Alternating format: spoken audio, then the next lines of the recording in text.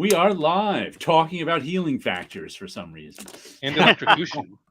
And we're It's like trying to a- figure out when Wolverine's healing factor became instant. It was long after I stopped reading because I don't think it wasn't instant in like Frank Miller's Daredevil. I mean Frank Miller's Wolverine. Nope. He did because those ninjas gave him a run for his money, and like Right. ninjas against current Wolverine wouldn't stand a chance. Not at all. I don't recall when the switch over happened. I'm trying to remember when it was even first mentioned, and I think it had to deal with the claws. Them saying that in order I for him to open and close the claws, that what I read, I think it was in the handbook, would be he would have to pop the claws every now and then to keep the wound open, kind of like a piercing. Mm. Because if not, it would hurt every time he did it. It still Right. hurt, but it didn't hurt as much. It would That was like stop hurting. right. So that was like the first time I recall hearing about it.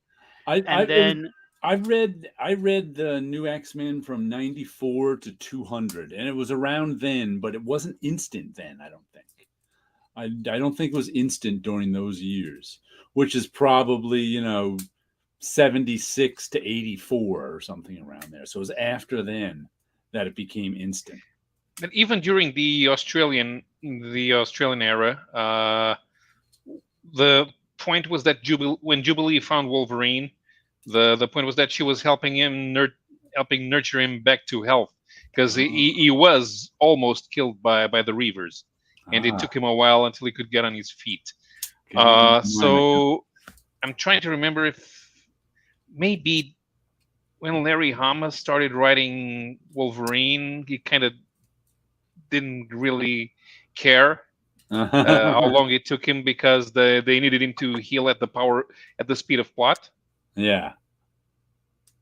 Which brings us to I actually got a Wolverine comic amongst the did a video last week on the mycomicshop.com order. I mentioned it I think here last week. I just ordered filling in a bunch of Strangers in Paradises, filling in I think I needed one Mr. X, filling in some other thing. But one of the things I got was this Wolverine and Deathblow. Oh yeah. I remember that. Series. And the only reason I got it is because, well, besides the fact that they're $2.50 an issue, which is cheap. I got it because there was a couple of people, I don't even know where, I think it was on Twitter, a couple of people like independently started talking about this book and how interesting it was, and it was a cool Wolverine story. And I was a fan of the Tim Sale Deathblow in the 90s. So I was like, yeah, let's give those a look. And it's written and drawn by Aaron Weisenfeld, who's a name I knew, but I didn't know where I knew it from. And this series was actually nominated for which award? The Harvey? No, it was nominated for an Eisner in '96, I think, when it came out. Why? Because it's actually a pretty cool. And what's interesting too is Aaron White. I looked him up. He did some comic book. They said he was in like '92. Neil Adams gave him a job at Continuity, and then he moved on to Marvel. After that, and did some stuff here and there. I remember his name from the '90s, but not much about him. And then he quit comics, and I think went back to art school, and became a fine art painter. So since then, he's actually got some traction being a fine art painter. He paints these pictures of like children in these lonely environments. If you look him up and see his paintings, they're kind of weird. But this is, I think this is kind of the Frank Miller era Wolverine, because he really doesn't have a big healing factor in this, and he's fighting and it's just him. The art is actually nice. Let me show you. It reminds me of a Jeff Darrow type thing, and it even, this is the issue, it even opens like, there's the cover, there's cover 2. It like opens right on the story, and so it's and it's just story of Wolverine almost getting killed by ninjas. And then he runs into Deathblow, who's just like, I'm just this. And like, even Deathblow isn't that superpowered in this. So it's just like 2 issues of 2 guys fighting ninjas. Well drawn. And it's got sort of this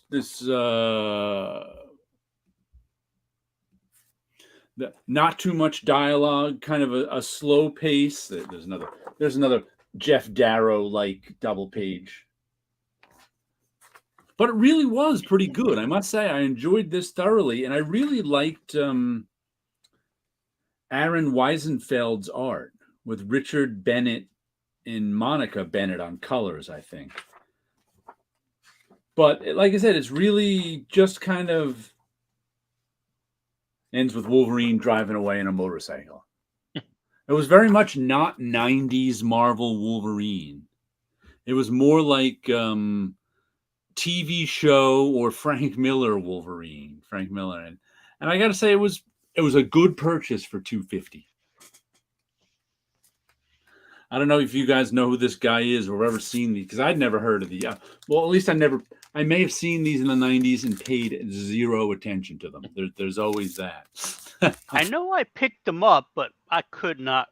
I picked it up, I read it that one time, and that was it. It didn't leave any impression on me.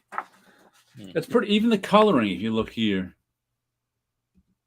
the coloring is different. And that here it is with a lot of night pastel colors. Mm-hmm. So it's very different for a night. There's a really sort of Jeff Darrow-ish. Lots of drawing. It actually reminds me of, I forget the Jeff Darrow coloring on Barry Windsor Smith type art.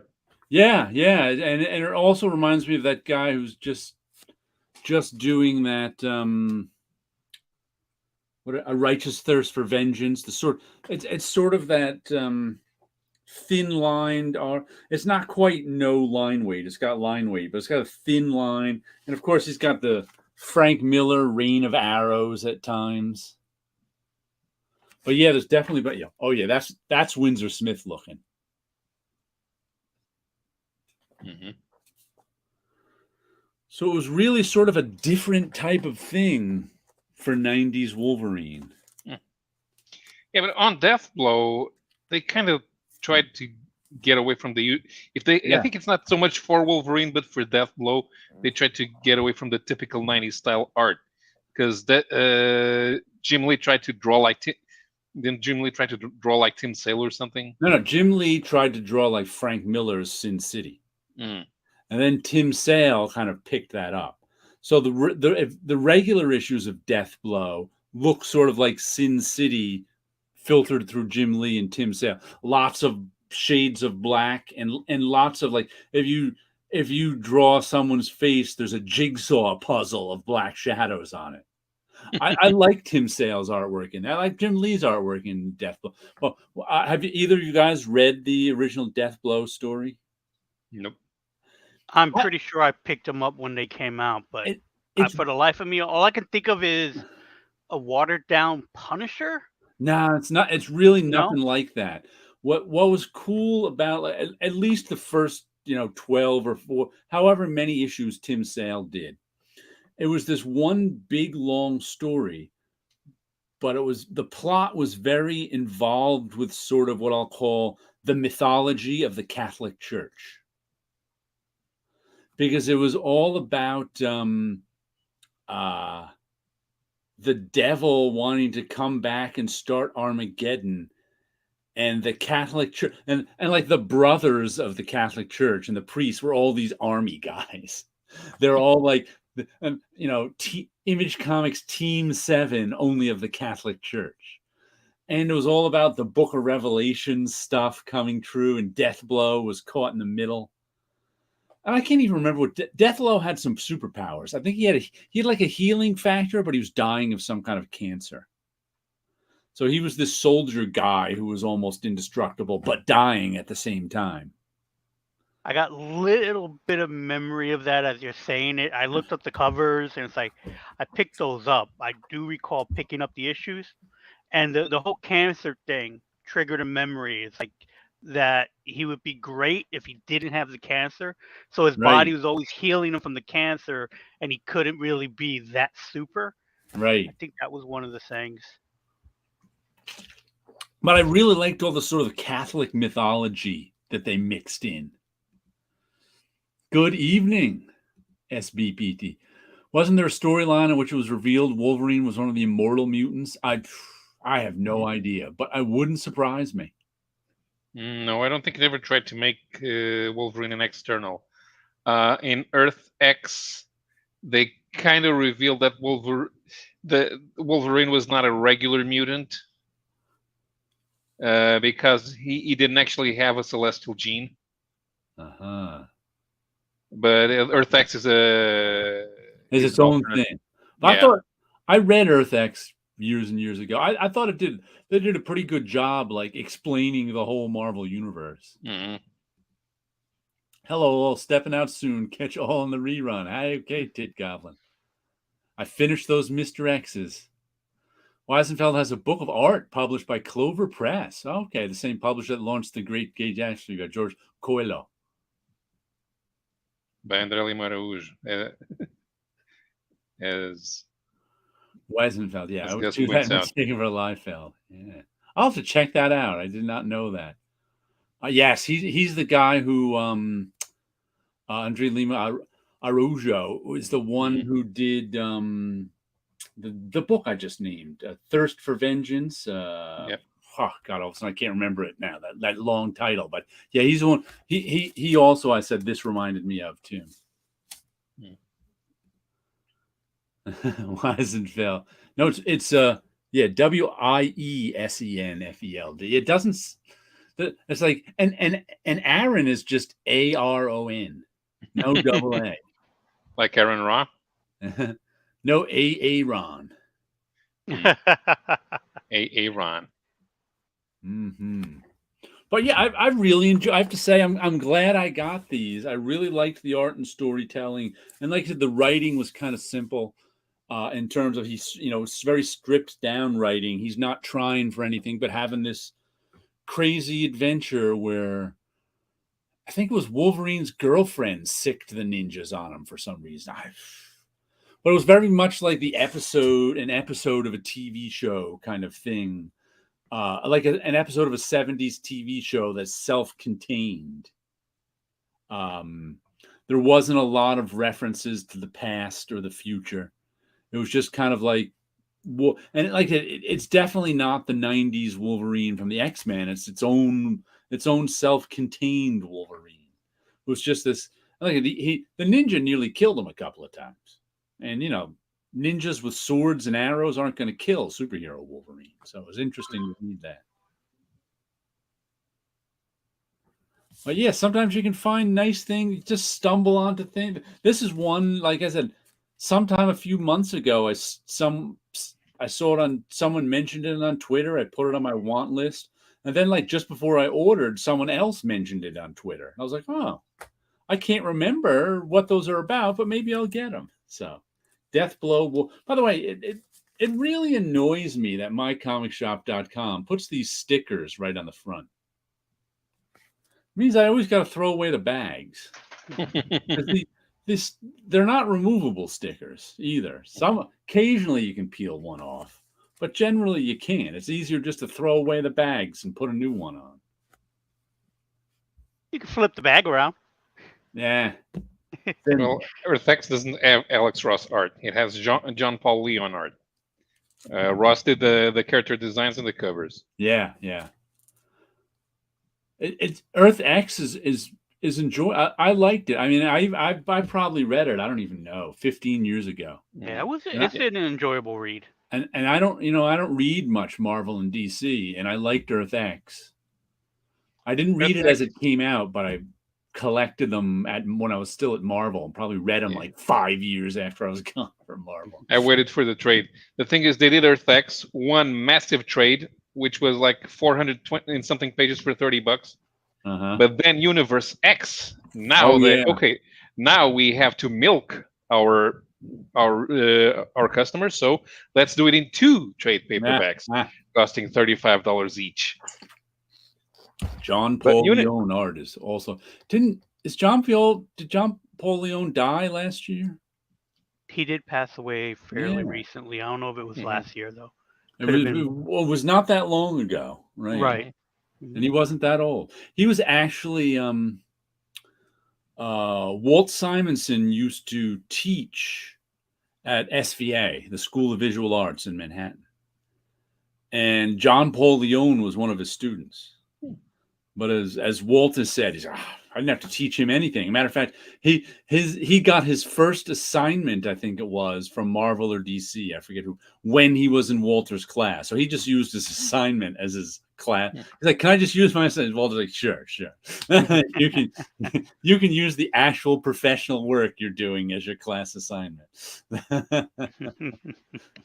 Yeah, the first time I saw John Paul Leon's art, I wasn't reading in English, and I would have to be in order to read his Milestone Comics output. But the first time I saw his art, do you remember that 1990s Challengers of the Unknown series in the mid to late 90s that had nothing to do with the Challengers? They had all new. I know of it. I don't think I ever read it. Yeah, so I picked up one issue randomly on a whim, and it had John Paul Leon's art, and I absolutely loved it. Unfortunately, Leon was always the guy that was never going to start drawing the X-Men, which at the time would be the top. But he had an amazing style. Really pulled you into. Yeah, the story. I don't know when I first saw his. What I first saw I probably saw it coming through the bullpen. I don't know what book was on, but I remember, I always liked him. His stuff was he had. The only one who I could compare him to at the time would be Jorge Zafino, and they weren't really similar, except they both shapes of black. But Zafino, he purposefully mangles all the body, the way that bodies are built. But their uses of silhouette and black are the only thing. Yeah, Zafino makes it purposefully ugly. Like he was trying to get into 2080 or something. Yes, it was made a Kickstarter to republish Winterman after his death. Oh, that's right. They did an artist edition of Winterman.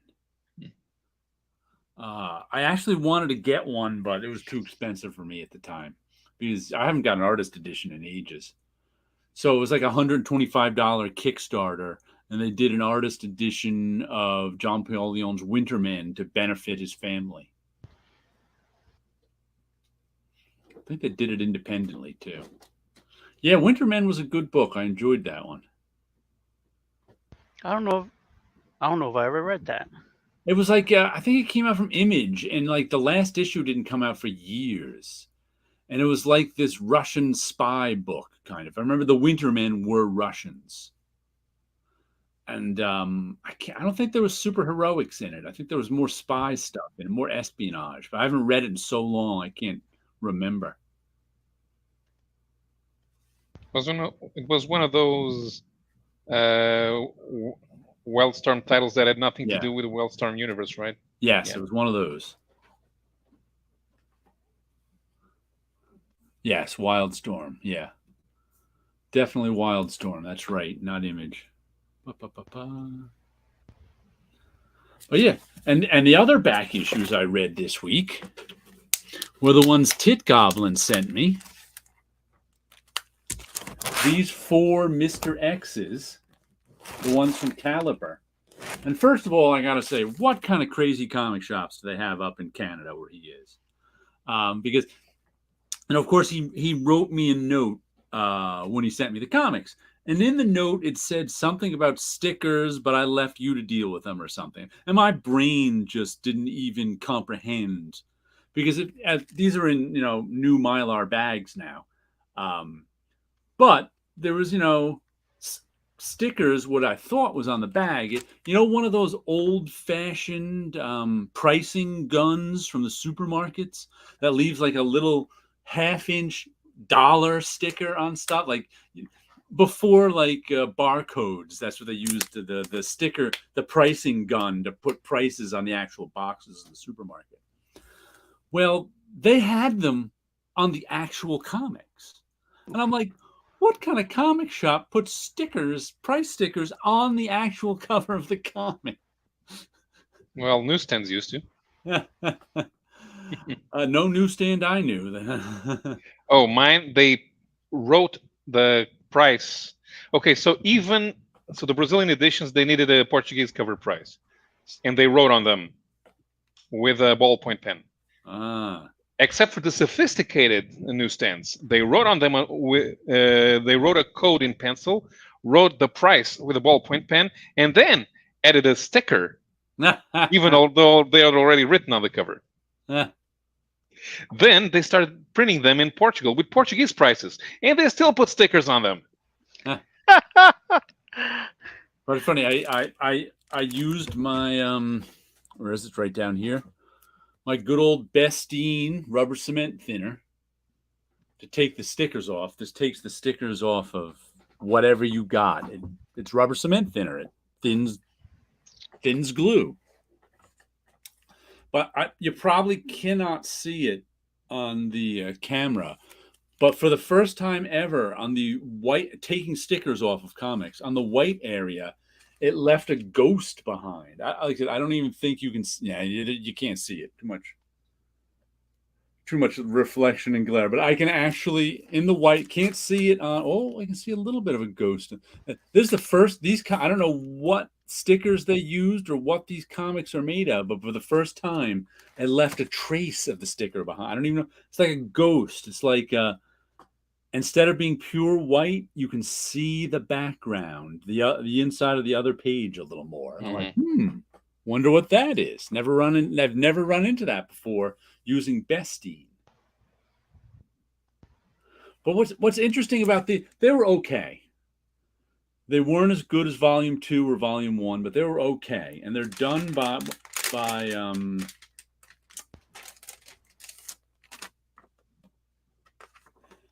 written by Deborah Marks, pencils by Gene Gonzalez, inks by David Rowe, letters by Ken Delane and Caliber Graphics. But let me show you. The art is a little more traditional. Than the other Mr. I mean, they're trying for some graphic design stuff, but not trying as hard. I mean, that one's more graphic designy right there. Boom. But it's a little more illustrative than graphic designy as the other Mr. X stuff is. But I don't know. Like I said, I don't know if you've not read the other Mr. X stuff. I don't know how much sense this is going to make to anyone, because they didn't really introduce people, and they just kind of went along with some of the established relationships that were going. Like, I'm reading it perfectly fine, but I was imagining like Tit Goblin reading it for the first time and going, he must not understand half the stuff that's going on because they don't explain it. And especially at the end of Volume 1. Volume 2, I think, has the most structure plot-wise. Volume 1 starts out with some structure. And then by the end of it, it's just like, well, Dean Motter says he wanted it to end like, I forget what was, like a wild world, one of those old 60s farce movies that's how he kind of wanted to end it. So it was built. So all this weird plot was building up into this farce at the end, and they just kind of continued that in this one. There's a lot of weird parts that don't really ever add up to anything, but it's a fun ride as you go along. What does Mind the Comics have to say? In Portugal, with format, I don't know what that word is. I actually think the rollerball price was done before the books were sent to the newsstands. I would see several of Facebook groups marked exactly like mine. Ah, okay. Mm-hmm. Is that the pricing you were talking about, Paulo? Yeah. Yeah.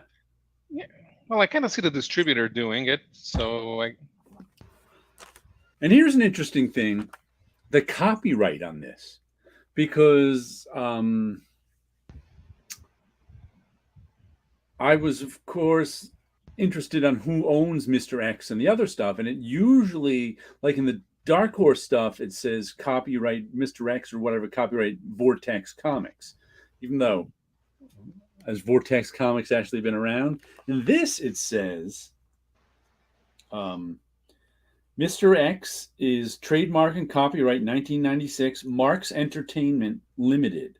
All rights reserved. Art, 1996, Gene Gonzalez. So I assume Marx Entertainment is Deborah Marx, and Gene Gonzalez is the penciler. So the writer and the penciler hold the copyright to this Mr. X. I'm like, did they license this? Did they just do it? Did they just declare that they could do Mr. X? I don't know. Came out in 96. There's no mention of Vortex. There's no mention of Dean Motter or anything like that. So I found that weird. And this, of course, led me to, let me show you issue 2. And man, did Caliber put out a lot of books in the 90s that I paid no attention to. I think I was, they said they published 1,500 comics, I think it was. I think that's individual issues. But in the back, you can see there's 1, 2, 3, 4, 5, 6, 7, 8, 9, 10, 11, 12, 13, 14, 15, 16, 17, 18 comics from Caliper. I know of their, and they published Mobius comics. They did? Yeah, Mobius Comics #2. The Man from Seguri serial continues. Azach Jams featuring artist Sylvian Despretz working over Mobius layouts, storyboards for the aborted movie Internal Transfer. That must have been arranged by L'Officier, because that's not an official Mobius story. If it's done by Sylvain Després. What was that? It's pronounced Sylvain. Sylvain. A-I-N. Desprez, because it's joining two words. The S would be silent, as it's an article, and it's an article in the plural. And pré ends in a Z, but turns into a circumflex. Wow. All sorts of transformations going on in that one. Yeah. Sylvain Desprez. Yeah. Yeah. And Negative Burn, I always wanted to check out all through the 90s and never did. That was their anthology that Caliber put. That was supposed to be good. Supposed to be a lot of good stuff in Negative Burn, and it went like 50 issues or something. Yeah, I always thought it would be a nice project to assemble a run. Yeah, I even saw a run assembled at a con once for not that high a price, but I didn't get it. But this also led me to, there's more Mr. X I didn't know existed. In a Caliper comic called, where is it? They mention it in here. And it's done by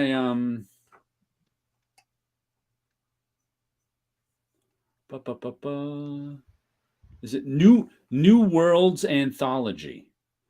There's 6 issues of it.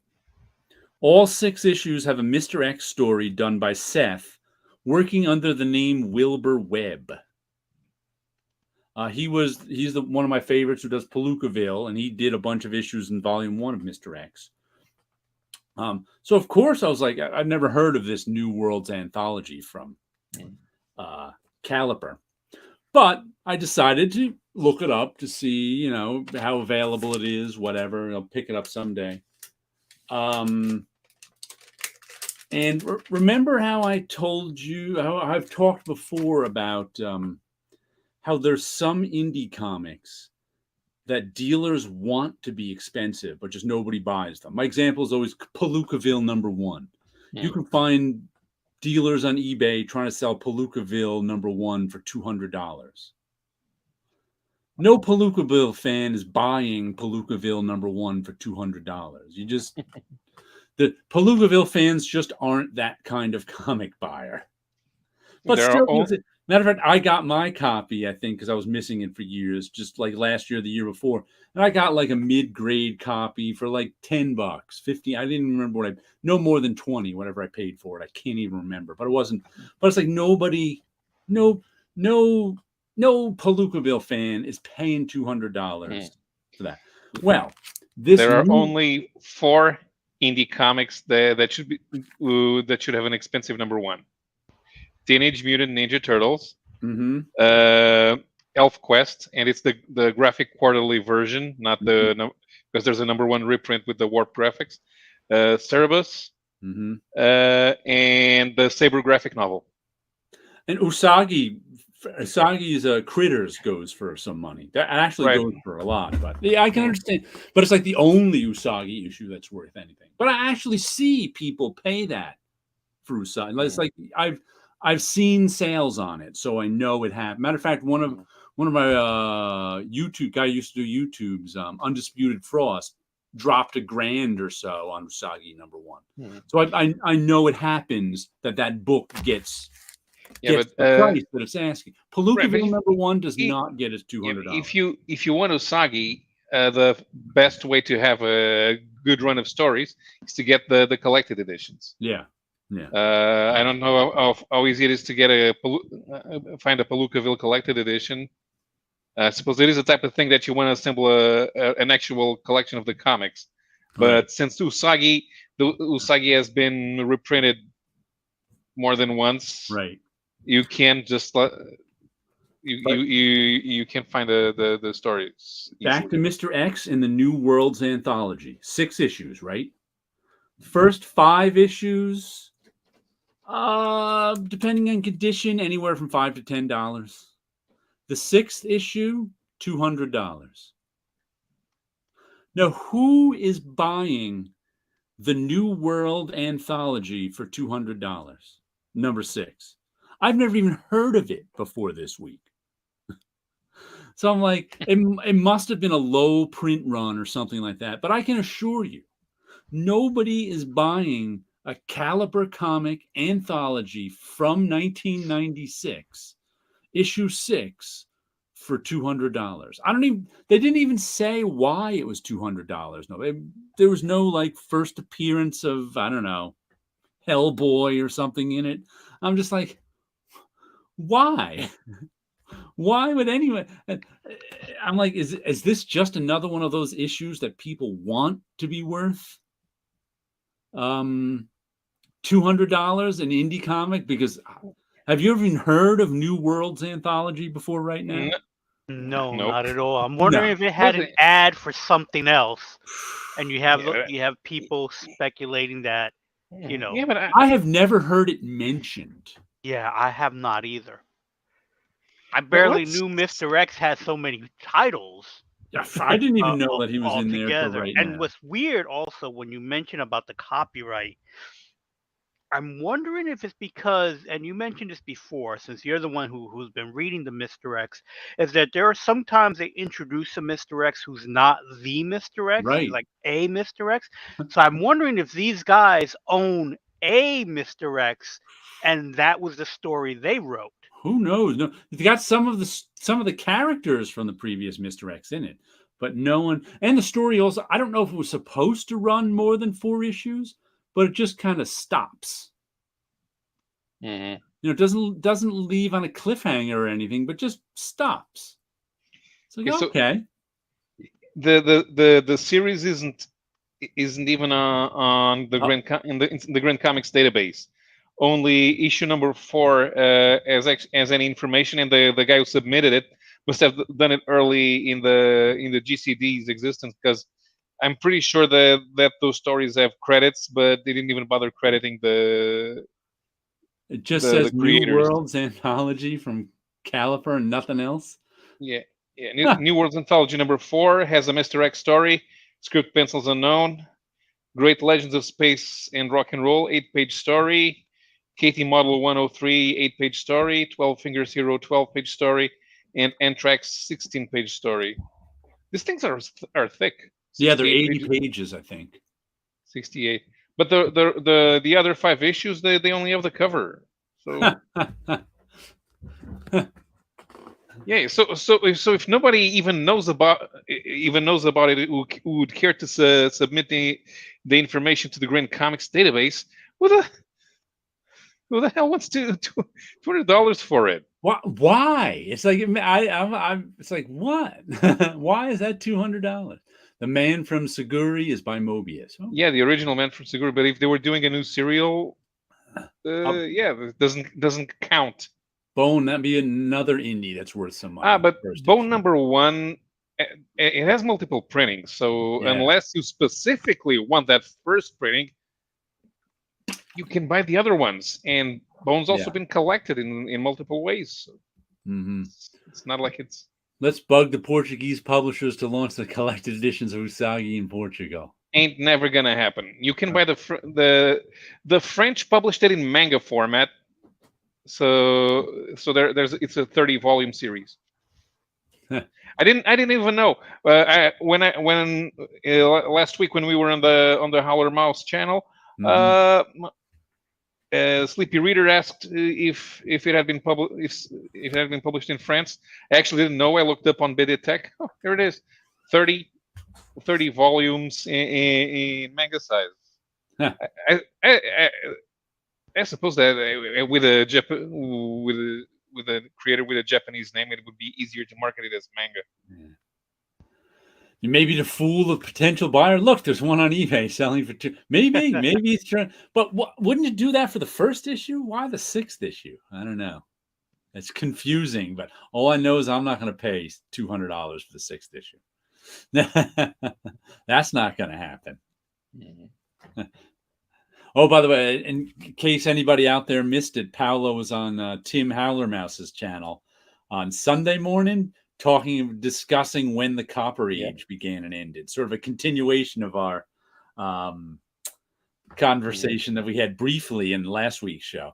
But you said something interesting in there. The two of you, I forget who said it, talking about how personal prejudice often comes into when people think an age started or ended. And you definitely hit on one of mine in that. The two of you were kind of agreeing somewhat on Vertigo being, I don't know, the start or the end of an age. And I'm like, I never liked Vertigo, so I would never start or end an age with Vertigo, just because they were just corporate indie comics to me, man. I was too cool for Vertigo.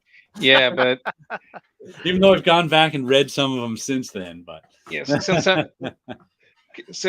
I was trying to do a continuation of Jamie Colville's reasoning that there are changes in the market conditions that allow for certain comics to mark beginning and ending. Vertigo does it because Sandman was the first.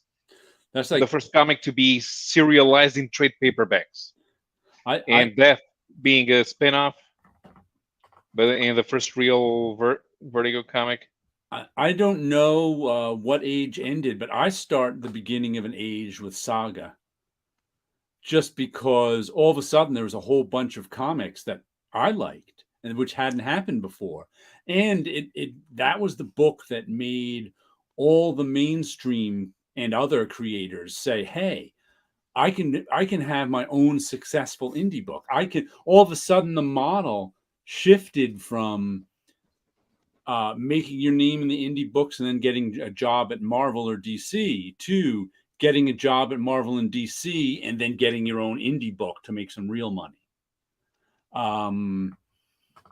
I don't know if that would be a change in market conditions, or I don't know what that would be called, Yeah. But to me, that was the beginning of something.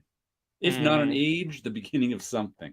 Yeah, because I since Coville uses the comics code seal and the changes to the comics code as changes in age. I like the idea that it's not directly connected to one particular comic or one particular story. Because Showcase number 4 doesn't actually kickstart anything. Right. A Flash series only started 5 years after it. The Flash only got a second story after DC had already launched Lois Lane and Challengers of the Unknown. So it wasn't even the most successful showcase at the time. I think that applies to Saga in that it wasn't the content of Saga that was important. Matter of fact, nobody tried to copy the content. Instead, people said, hey, I can make my own individual indie content. And so though Saga is important, I don't think the actual content of Saga is. Yeah, a shift in publishing and profit sharing model. Right. I was going to mention it because I did watch the show, and every now and then I would mention something. One of the things that I didn't write out because I couldn't figure out how to actually word it, but we do know that the numbers of people reading comics over the years have gone down. But I feel like each time a new age had started, a new group of people who didn't read comics before came in because of that age or something that happened within that age. There's more turnover than we think. Okay. Because it's like, what brought me into Marvel was when Secret Wars started. DC was going through their crisis. There's a reboot thing kind of happening, and a lot of kids my age was starting around that time, which at that time is the modern age. But but again, it's one of those things. It was like, we mentioned Dazzler because that was the book that was part of the new distribution, right, type of thing. And again, it's like it wasn't Dazzler that brought in a whole bunch of new readers, but it was that turnover at that time where something bigger in the industry was happening across the board. And I think that's what you mentioned with Saga. It wasn't necessarily that particular issue. It was just that it was eye-opening to creators who wanted to do their own thing. But we kind of had that already previously with Image, them doing their own thing, and then going back to like, was it Mystic? I think it was mentioned that Ms. Mystic was also another big one because it was a creator-owned type thing. By the way, I'd completely forgotten that Ms. Mystic premiered in Kirby's Captain Victory. I completely forgot that. But the only reason I think Ms. Mystic was more important than Captain Victory, which I love, by the way, is because Jack Kirby wasn't a draw when he put out Captain Victory. Jack Kirby was a has-been at that time. He was not. His name did not sell comics anymore. The post Fourth World Jack Kirby, which he mostly did at Marvel, was very disrespected among fans at that time. I liked him, but no other, because I liked his Captain America in the late 70s. That was one of my favorites. But most of my friends who collected comic books had no interest in Jack Kirby. Yeah, but that's why I mentioned it's more about the publishing model than the fact that Kirby has a new comic. But I'm just saying, Neil Adams' Ms. Mystic really got people's attention a lot more to the publishing model.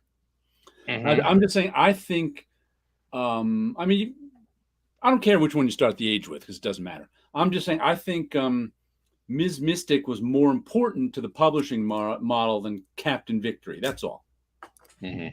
Not that, Captain Victory was. Captain Victory is like my favorite Kirby book. I love that series. but I am in the minority. Yeah, and the superhero fans were still insisting, no, it's Crisis #1. Yeah. Why? Because DC rebooted their bloody bloody blah. Yeah, true. continuity, new continuity, and superheroes were changed, or not. Never Portugal could try it that way. Kids who read their mangas would be thankful to That's never going to happen. I watched Paulo and Howler later on. Nice show. Dazzler #1 is already rising in price. Yeah, kayfabe effect. Take that at Discord. When I first bought some Vertigo comics from Brazil, I read them far away from my mother because it said on the cover for mature readers only. Gotta hide these from Mom. Walking Dead, maybe? Yeah, I think Walking Dead, though, was proved to be a unicorn. Mm-hmm. Because I don't think after I think it was Saga that lured in the mainstream. When Walking Dead came out, the practice for creators was still make your name at the indies, move to Marvel and DC. Marvel and DC were the gold mine. They were the brass ring. By the time Saga came out, Marvel and DC's page rates and royalties were low. So and Saga made a lot of money for Fiona Staples and Brian K. Vaughan. So I think indie creators were like, ooh, Walking Dead is successful. I can be successful too. But they always thought I don't think that was any big revelation. They always wanted to be successful. Here's the funny thing. I once found the sales numbers for the French comic book market in 2015. Mm-hmm. Guess who were 4 of the top 5 selling French editions of American comics that year?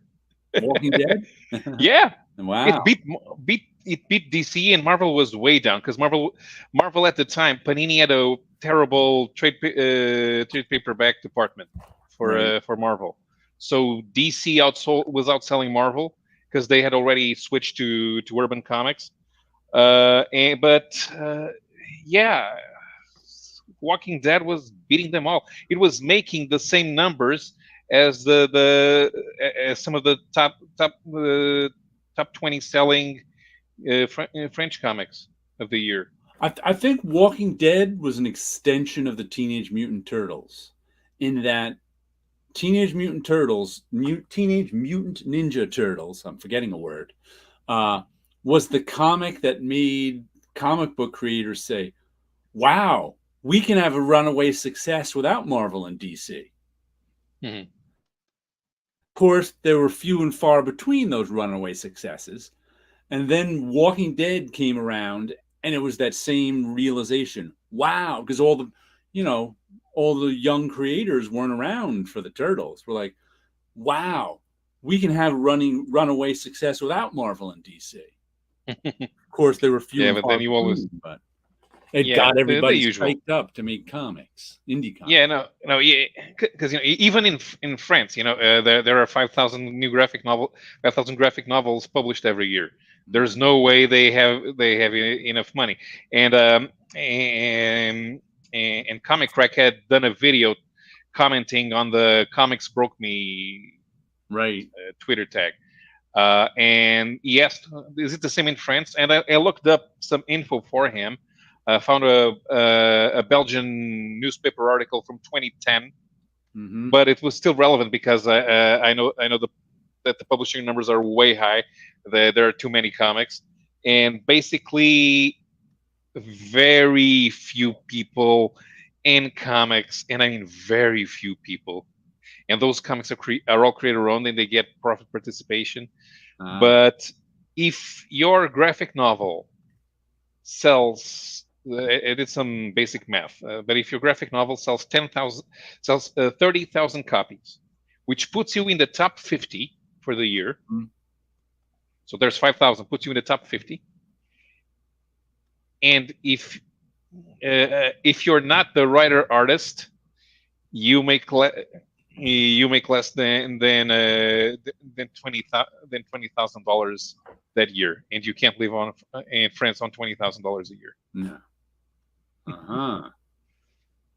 So cartoonists aren't making a fortune in France, is what you're telling me. No, they all have to supplement their work doing advertising and illustration or teaching. Mm-hmm. But man, Yeah. Caliber put out a lot of comics in the 90s. I still like those negative burns. I want to check out someday, but I've been saying that for 30 years. Boy, time flies. And Time now that flies you're when talking you're about not them, they're going checking to. out comics. And now that we're Caliber- talking about them, they're going to raise in prices. Yeah, but Caliber Comics probably has some hidden gems in there because they were never considered a big indie publisher even then. Yeah, but some very famous people passed through there in the 90s, especially through Negative Burn, I think. Mm-hmm. And Bendis' graphic novels were published by Caliber, so you're bound to find some very interesting things in there. That sudden interest in Dazzler, I believe it just because of the new outfit Russell Dowderman created for her in those Hellfire galas. Have you seen some of those drawings for that? I think last year they did one for the first time. And then this year they did it again. They have something they now call the Hellfire Gala, which I think is just a big party the X-Men goes to, and it's a big excuse for sort of fashion artists to design outfits for all the X-Men. It's ridiculous. Yeah, Nobody it's the cares Marvel anymore. swimsuit issue all over again. But instead of the swimsuit issue, it's now the dressed up issue. It has passed my radar because people on TikTok have been talking about the images that's been coming out and what the characters look like all dressed up. So to me, it's like, yeah, we did that. We just did the swimsuit issues in the 90s. It's the same type of thing. So it's like, if it gets people interested in comics, why not? Mm-hmm. You know, it's one of those things like, I'm not rushing out to get them, but I could understand the appeal because it's our superheroes doing something a little different. You know, it's kind of like every now and then when Spider-Man shows up in a Met uniform. You know, it's like, oh, they're doing something outside, and then, you know, you try to bring in another audience into it. So I'm totally fine with that happening. Like I get a vote anyway, but, you know. According to Paulo, Dazzler #1 is in a way the first Copper Age comic. I was just joking about the pricing. Yeah, it's Dazzler, Moon Knight, and Kazar are the first comics that Marvel made for the comic shop. They were available in the newsstands. I think Kazar wasn't, but Dazzler definitely was. Moon Knight I think was too. But because the way they were distributed, the direct market could put them up for sale before the newsstand. We know at the time that the newsstands only sold the comics 2 weeks after they were already in the direct market. Although that's those comics that those Marvel comics that appeared first in the newsstands that pulled in enough people that allowed the indie comics to make the indie publishers to make comics for the comic shops. That was if not for that, because some people were commenting, Phil Suling already had created the direct market. Yeah, but it's not about creating the direct market. It's about making the direct market relevant. The comic shop in 1979 was not as important as the newsstands for sales of comics. Right. And even though you had stuff like Star-Studded that already ended, it's that type of thing. The Star-Studdeds, the Saber graphic novels, the Richard Corbin stuff, which was sold almost exclusively in newsstands in the direct market, but they were not relevant for the majority of comics buyers. Right. By having Marvel comics that came out in the direct market first, Oh, I better go to the comic shop to get that that new #1 Marvel. And it sold 500,000 copies. Mm-hmm. To tell you how Dark Knight Returns #1 took comic shops and DC by surprise. Mm-hmm. Because Frank Miller, Dark Knight Returns #1 came in, what, 86? Yeah. So comic shops were pretty well established. The direct market was established, but how important it was still wasn't established. What was it? How much? $5-6 book? Yeah, something like that. I can remember that, like I said, it was under ordered across the country because it's an unreturnable $5-6 comic in the age of, or maybe it was a $4 comic in the age of dollar comics. Batman wasn't that big a draw. Frank Miller's Ronin had just kind of landed with a thud. It was only the year $3. before. What was that? It was only $3. $3, but it was $3 in the age of. But you know, $1 comics. $1 comics. Yeah, I'm thinking of maybe 75. Let me see. Batman Batman 404 Marvel was a $6 comic. It was a $6 graphic novel. But Dark Knight Returns #1 caught the shops and DC by surprise. Yeah, because it ended up being under order. So I think that was the one that I think that showed where the direct market had grown with that issue. And he says Dowderman is very creative. In those X-Men Gala ones, sometimes I remember last year looking at them, and you can tell the artists that had a fashion background and the artists that didn't. Because the ones that didn't, they weren't that fashionable. Like, what do they call? What were they? Mandarin collars that Jim Lee put on everybody during the New 52. That's where I learned what a Mandarin collar was. Yeah. Why are the back issue newsstand editions higher priced for the collectors? Just for the design instead of the barcode rarity? Right? Getting it? You know what it is? Collectors need something to collect. And there was a period, I can't remember what, throughout the 70s and the first half of the 80s, there are more newsstand editions than direct editions. Then sometime, I don't think it was till the early 90s where direct edition passed the newsstand. So some of those, if you get like a newsstand version of some random comic from 1994, it's rarer than the direct edition. I mean, they're the same thing except for the trade dress on the cover. Yeah, but even stuff from the 70s and early 80s would be more expensive because newsstand editions are more likely to be thrown out by the readers. I don't believe that for a second. We took care of our comics in the 70s and 80s. By then, there was a certain number of them that are, you're sure, but trust me, people threw out. If you were a collector, it didn't matter if you bought it off the newsstand or direct edition. You were taking care of your comics. That's why I don't necessarily. What if you were one of those? What if you were one of those kids that only bought 5 comics a year?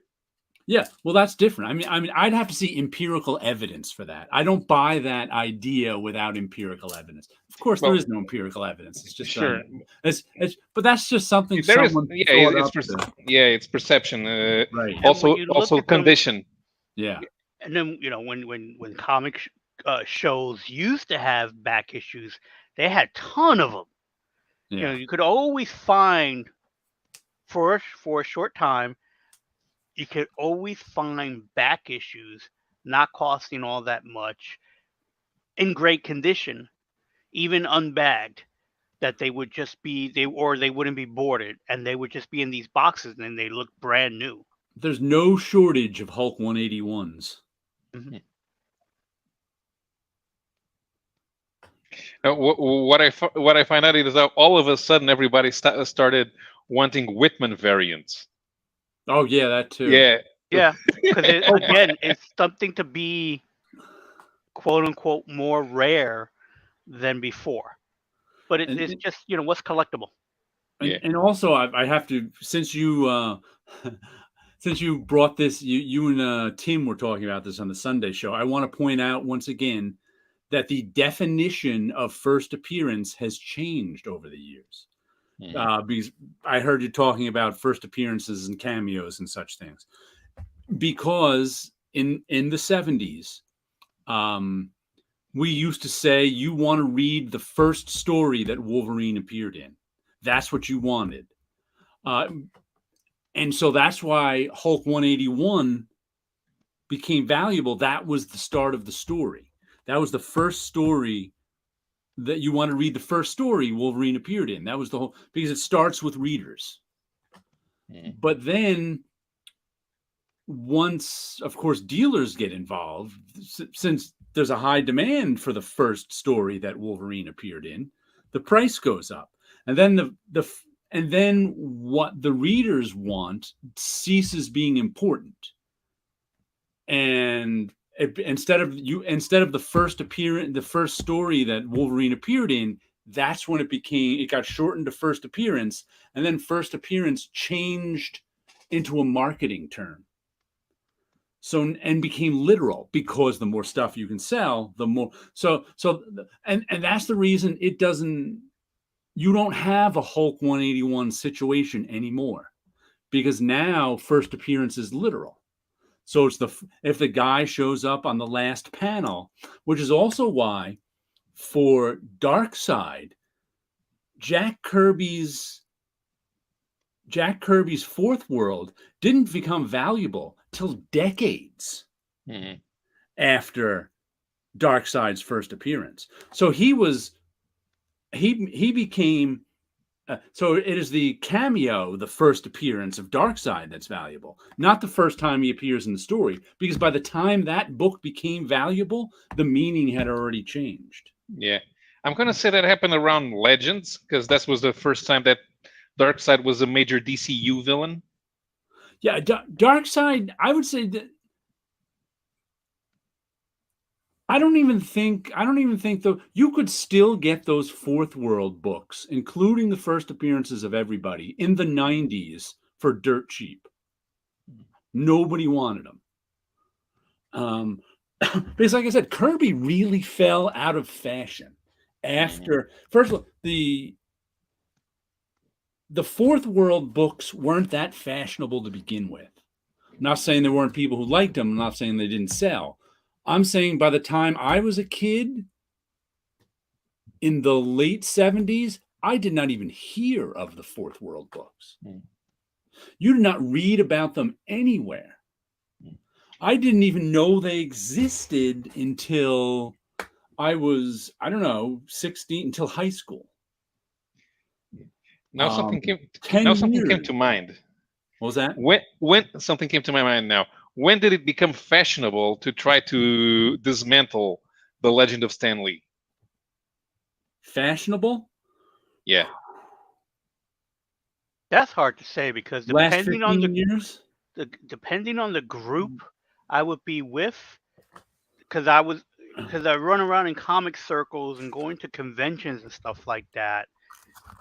There was always a group of Kirby enthusiasts that were always pro Kirby. And they were small.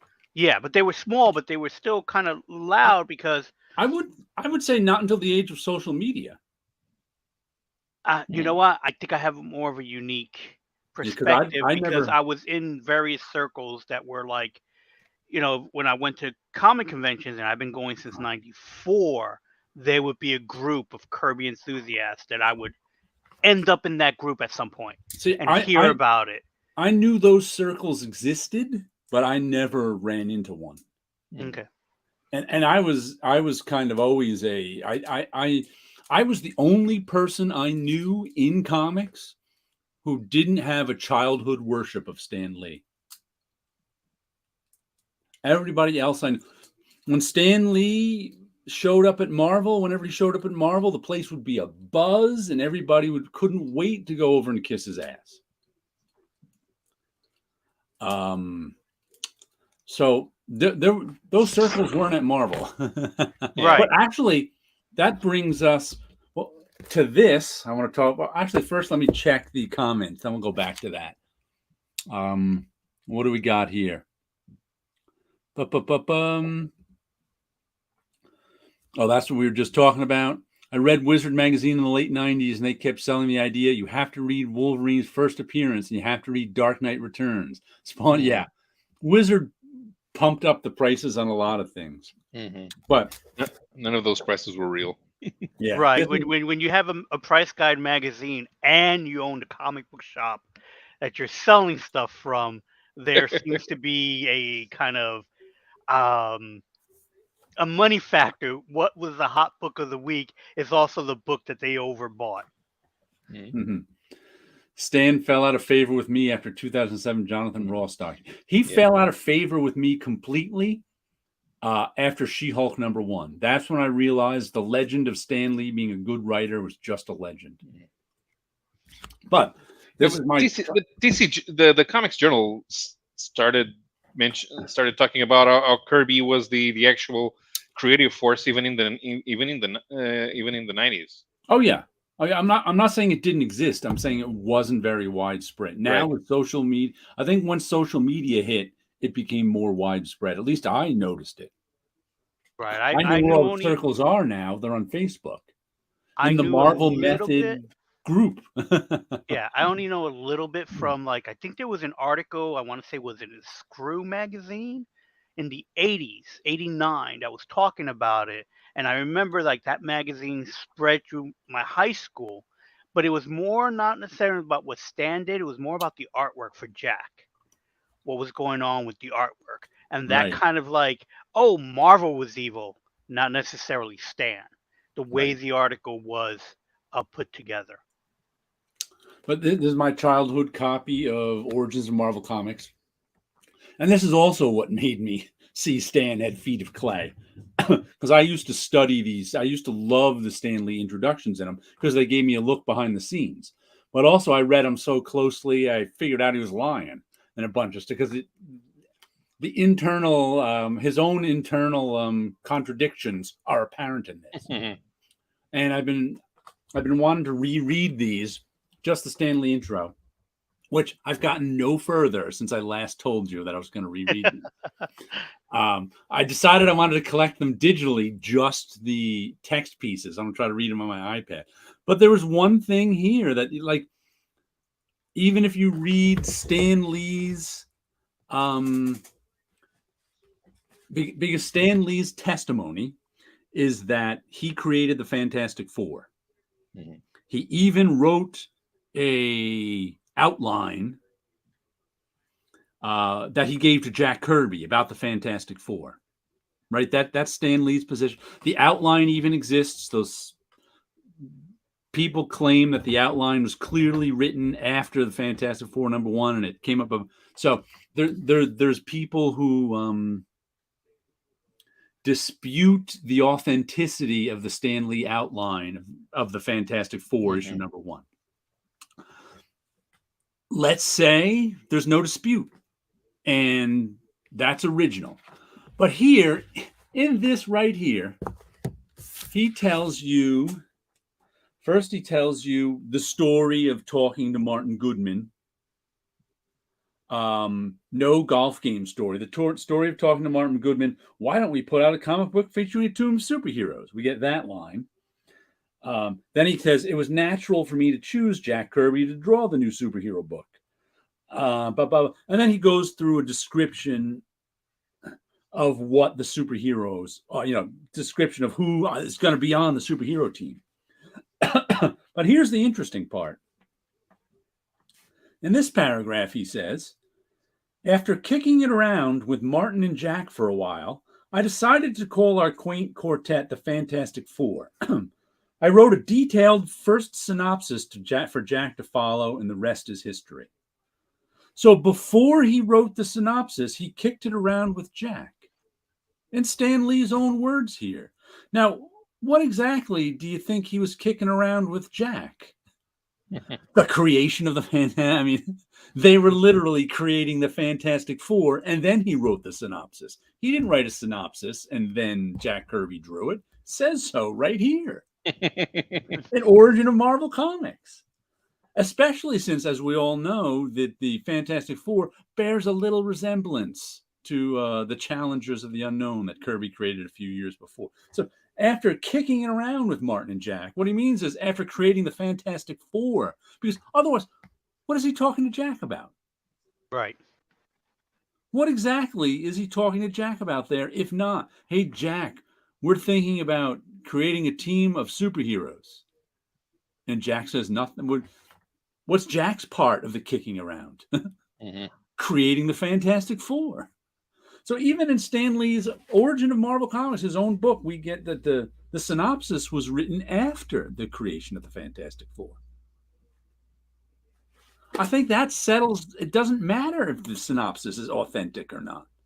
It was Stan Lee says it was written after the creation of the Fantastic Four. I just realized that as I read it last time. I was like, you know what? There's no controversy. Stan Lee wrote the synopsis after kicking it around the creation of the Fantastic Four with Jack. I think that's pretty good evidence there that Jack had something to do with the creation of the Fantastic Four. Is Doctor Strange in there or in the other one? No, he's in this one. What does it say about Doctor Strange? Because we know we have stuff even from the 60s. I think he says that Ditko in this one. Let's see.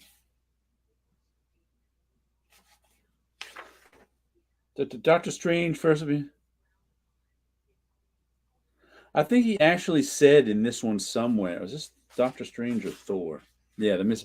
I'll bring it up when I get to that part. There's no sense trying to read it on camera. Yeah.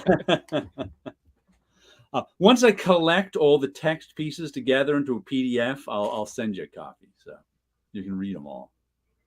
I already have scans of them. I downloaded. I just have to open them up and collect all the text parts. What did we say here? In search of Steve Ditko. Oh, that was when Stan fell out of favor with him. Yeah, I can understand that.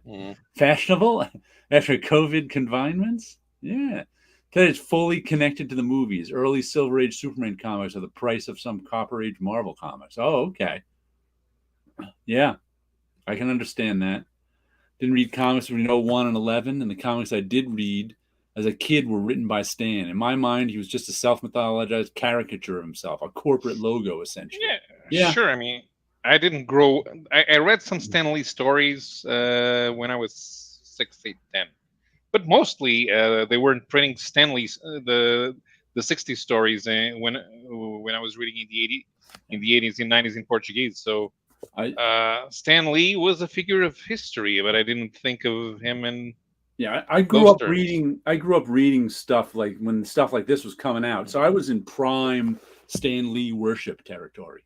I guess it was only when I started interacting with more Americans online that I kind of, and I'm not saying I got pulled in, but I accepted the Stan Lee legend because everybody believed it. Yeah, that's where I sit into it, because when I started reading it, I didn't read those far-sighted.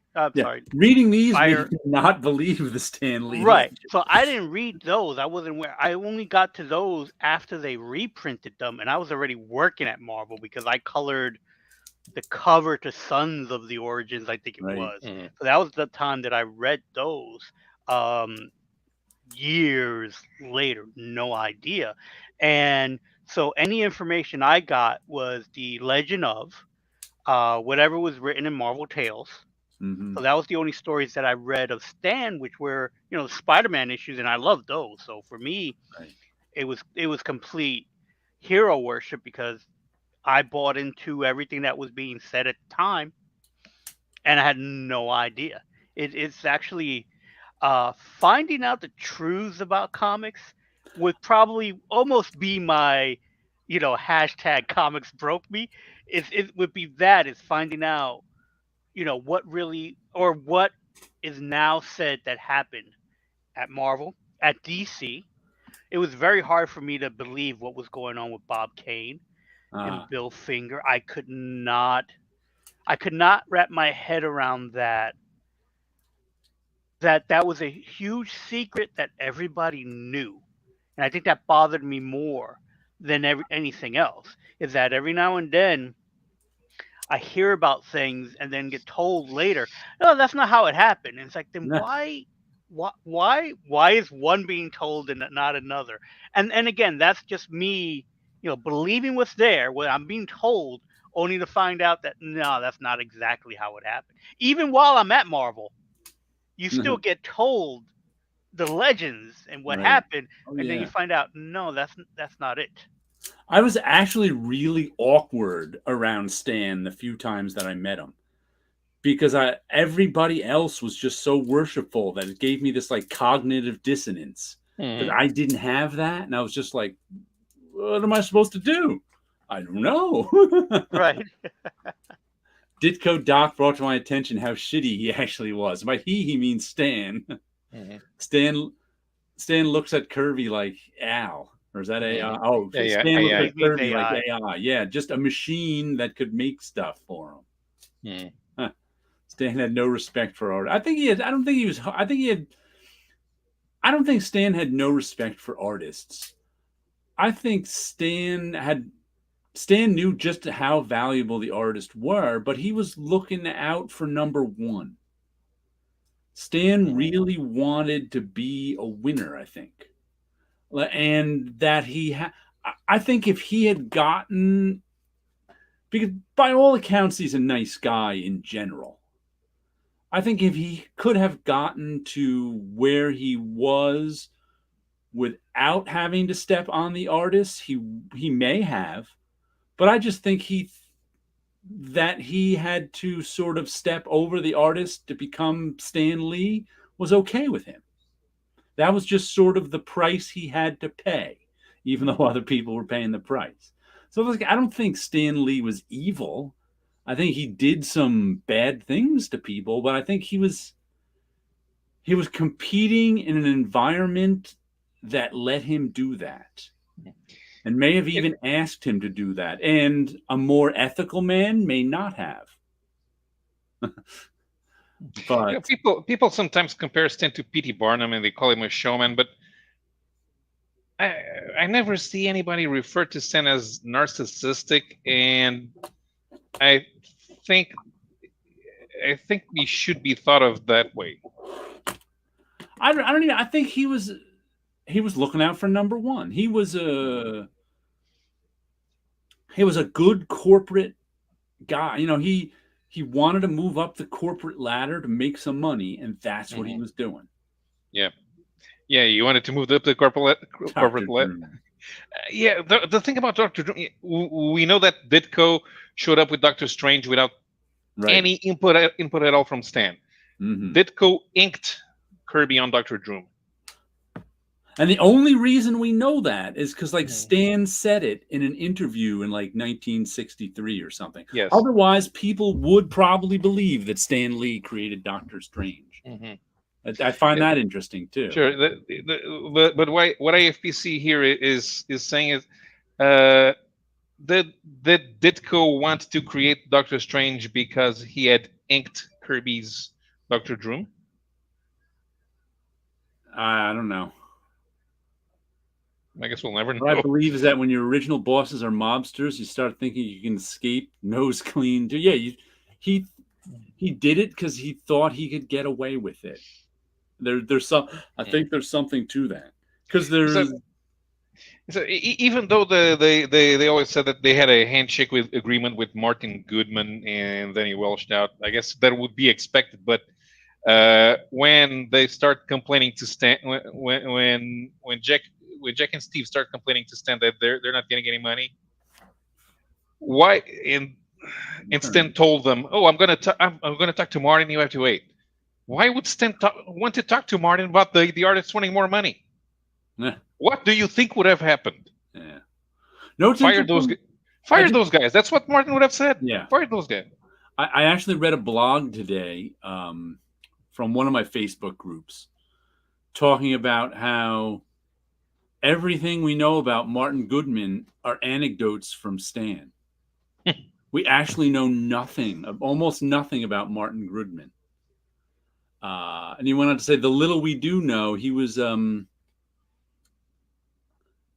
he was a liberal in terms of he was for gay rights. He wouldn't let people use gay slurs in his Atlas office or something like that. He was an intellectual. His wife was an intellectual, I think it was.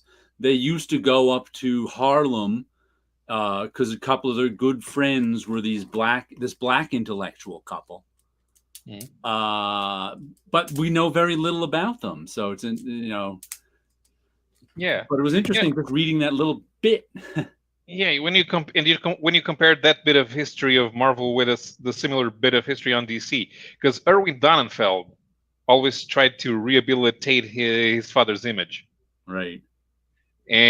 But nobody in Goodman's family ever. I'm going to write Martin Goodman's biography. Nobody ever thought that. Not even, and his sons were pornographers, so.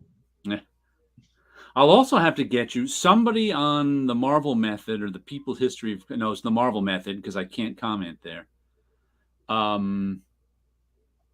Posted something about could you get them a copy of in Overstreet number 13, there's a little interview with Jack Leibowitz. I was like, oh, can somebody get me a copy of that? So I looked and I actually had that one.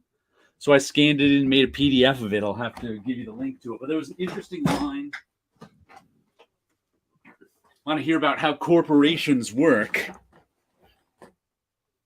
That was Jack Leibowitz talking about his days at DC. Let me see. It's in my books section. Jack Schiff, pardon me. It's a Jack Schiff, not Jack. Okay. The editor, not the. Let's see. He's talking about editing. He started, got my Jacks mixed up. A Reminiscence of a Comic Book Editor by Jack Schiff and Gene Reed, and it was done in the early '80s, I think, because this one came out in the '80s. But he's got one line in here when he's described that really struck me when he's describing his job that he had to do. We had a stable of artists, writers, letters, and colorists under the overall supervision of Whit Ellsworth. The job assigned me by Whit and Jack was to coordinate story and art in such a way that we maintain our stable without losing them to other companies. And I'm just like, you could have just hired them, but no. Instead, you hired someone to dole out the art in such a way that they didn't have enough time to go into another company to look for more work.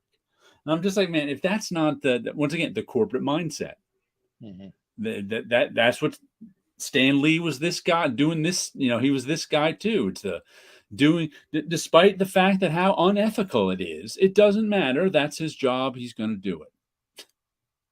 So and we know that Jack Schiff is an asshole because of the way he handled the Sky Masters affair.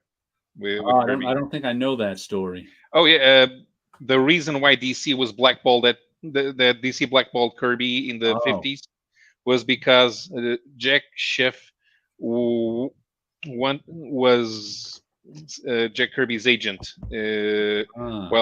while marketing the Sky Master strip to the syndicates. Huh. And he wanted a bigger cut. Huh. That's what it is sometimes. So he sued Jack. He won. And now you're fired. And you can't come back. If there was a Stan Lee Marvel's TV series, it'd be like The Sopranos. I don't know. He was in his office an awful lot by himself. be fair, Stan was a shrewd businessman and an exceptional carnival barker. My phrase ends there. you, you lost the faith. Yeah, I did. Hence Stan's lack of respect. Wow. If True was incredibly progressive for the time. Yeah, they mentioned that he was a progressive, at least when it came to his personal life. So I found that interesting. But that Jack Schiff interview, that's why I used to, as a kid, I think the first Overstreet price guide I got was in like 1979. So I was 13, 14 years old. But I didn't care about the price guide much. I liked the history that was in it. I liked the articles like that interview with Jack Schiff, which I completely forgot about, and other stuff like that, interviewing with the behind the scenes people. So that's why I would buy those at the time and read them.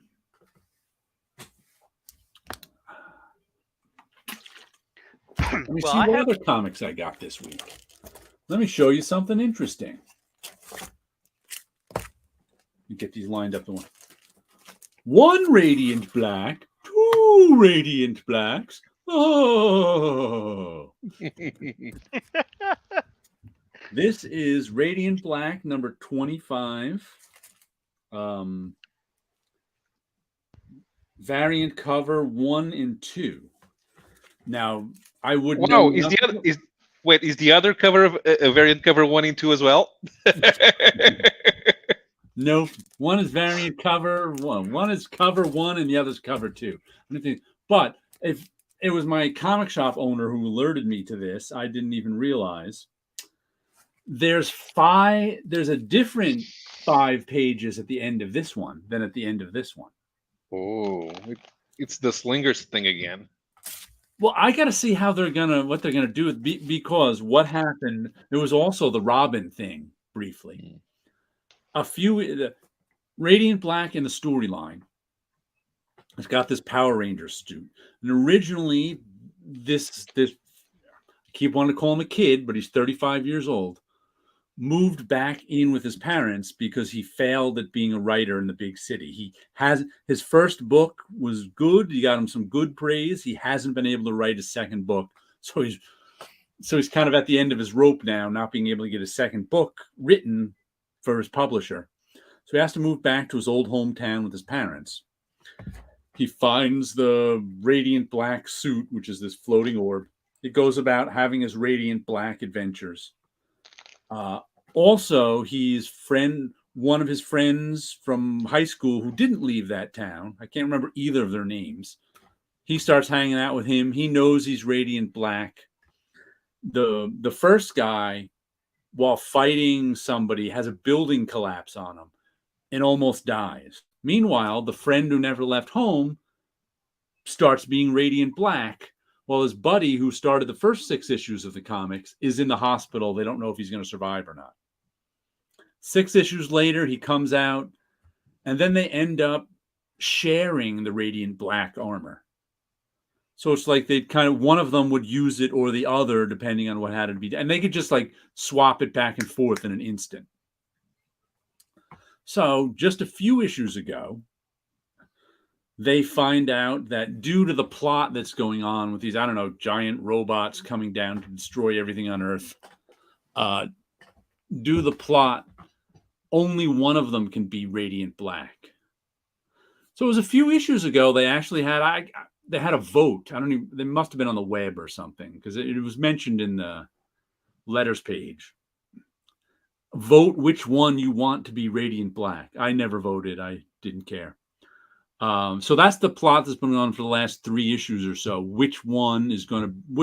How are they going to decide which one is going to be Radiant Black? Well, and the end of this issue, the one guy is Radiant Black, and at the end of this issue, the other guy is Radiant Black. How they're going to mesh that together next issue, I am not sure. But I knew as soon as the LCS owner told me that there was 2 different endings, I knew it had to be that. I knew it had to be one is the one written, but I was like, how? how are they going to pull? I'm not sure how they're going to pull it off next issue, but it's like 2 alternate universes right here. Multiverse. Unless it's suddenly Radiant Black 1 and 2, and there's 2 separate comics from now on. I don't know. That'd be Or awesome. it's gonna be like Back to the Future 2.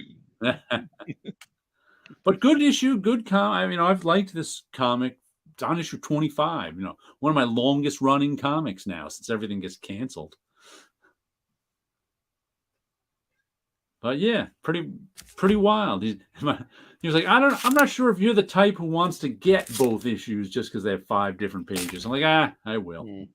Yeah, I would if I'm invested in the story that Yeah. much. I would pick it up.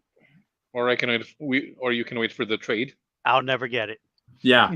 For me, wait for the trade means I'll never get it. That's Yeah. I'm realizing that it's like, I realized that years ago. even when I go to the realization, like, I could just always borrow a lot of these from the libraries, just trying to find out which library has it. But then again, I'm lazy, and if I don't write it down, and even if I do write it down, every now and then I'll be moving something, and I'll find a piece of paper that just have a list of titles, and I don't know if I made that as a list of titles of books that I wanted to get or to be on the lookout, type of thing. Now, I didn't get books this week, but moving things around, I did find a set of books I bought a while back that I wanted to talk about because, so that I talk about my eBay store and I occasionally sell stuff on there. I sell things for my collection. And every now and then I'll go to a thrift store and I'll see something comic book related, pick it up and toss it up onto the eBay page. But usually what I don't get at a thrift store is comics. Usually stay away from them because they're always overpriced. Right. And I happened to be at a thrift store and I saw some books and I decided, you know what, I'm going to get them anyway. Mainly because at the particular one that I go to on Mondays, everything is half price of what is on the package. So these are marked like $2.65, and there's like 2 or 3 books per bag, and I know I picked them up on one of those half a days. And I end up grabbing books not necessarily to flip on eBay, but it was more like I was interested in getting them for myself because they gave me a nostalgia to a time that I wasn't collecting these particular books. And they what were it the was, books you left behind. they are definitely the books that I left behind. And because of that, I end up getting a stack of them, mainly not for the secondary book, but for the main book that attracted me. And the main book happened to be, of all things, Dazzler. So I end up picking them up. Like, so this one is Dazzler 23.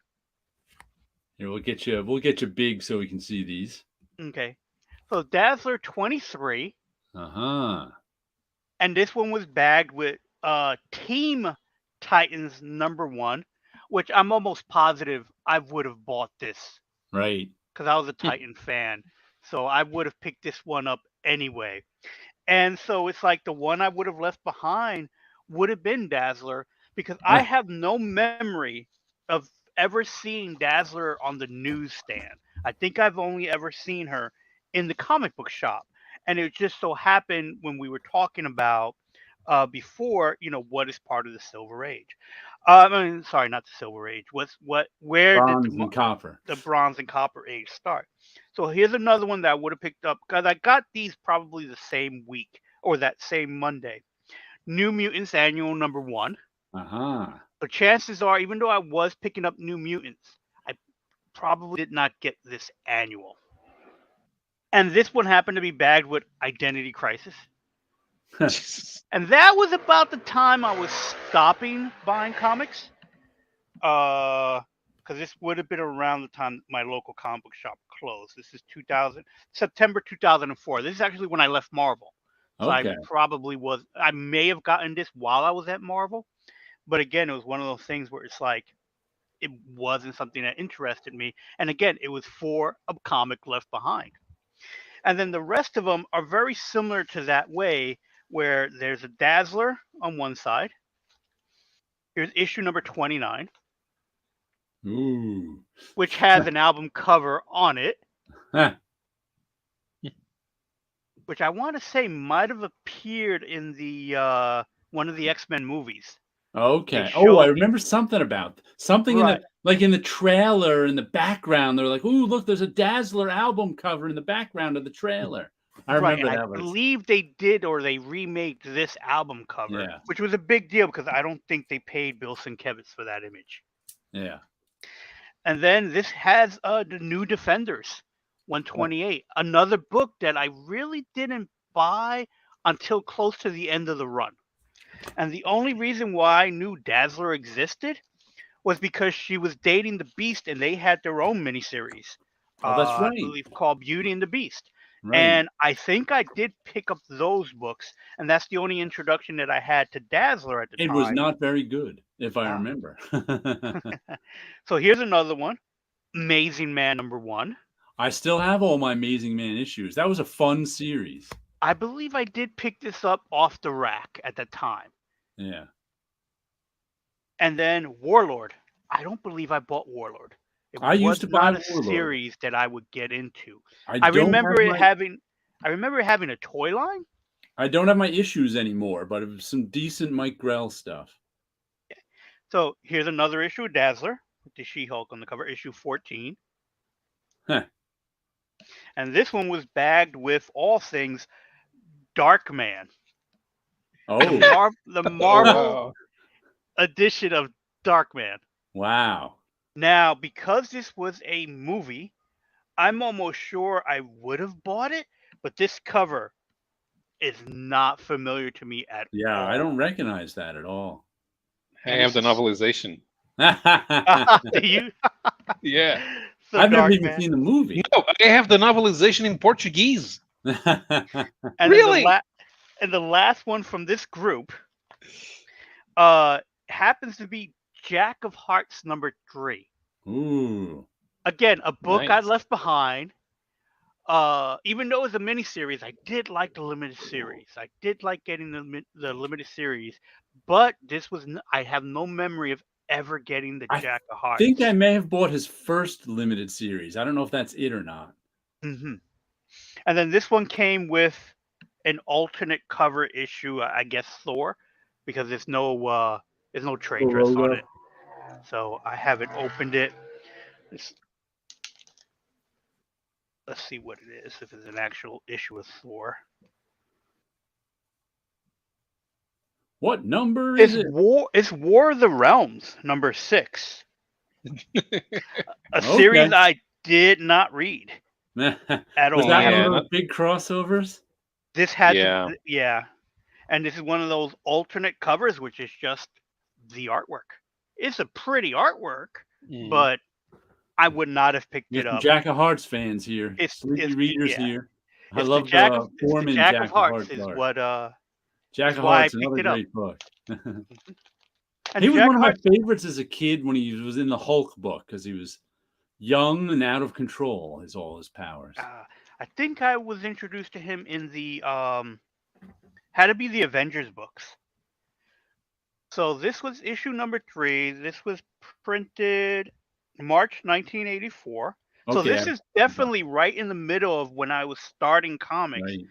But I George have Freeman art. George Friedman art. Bill Mantlo? Yeah, Mantlo. Mantlo. Is how you Bill pronounce Mantlo. it? Mantlo.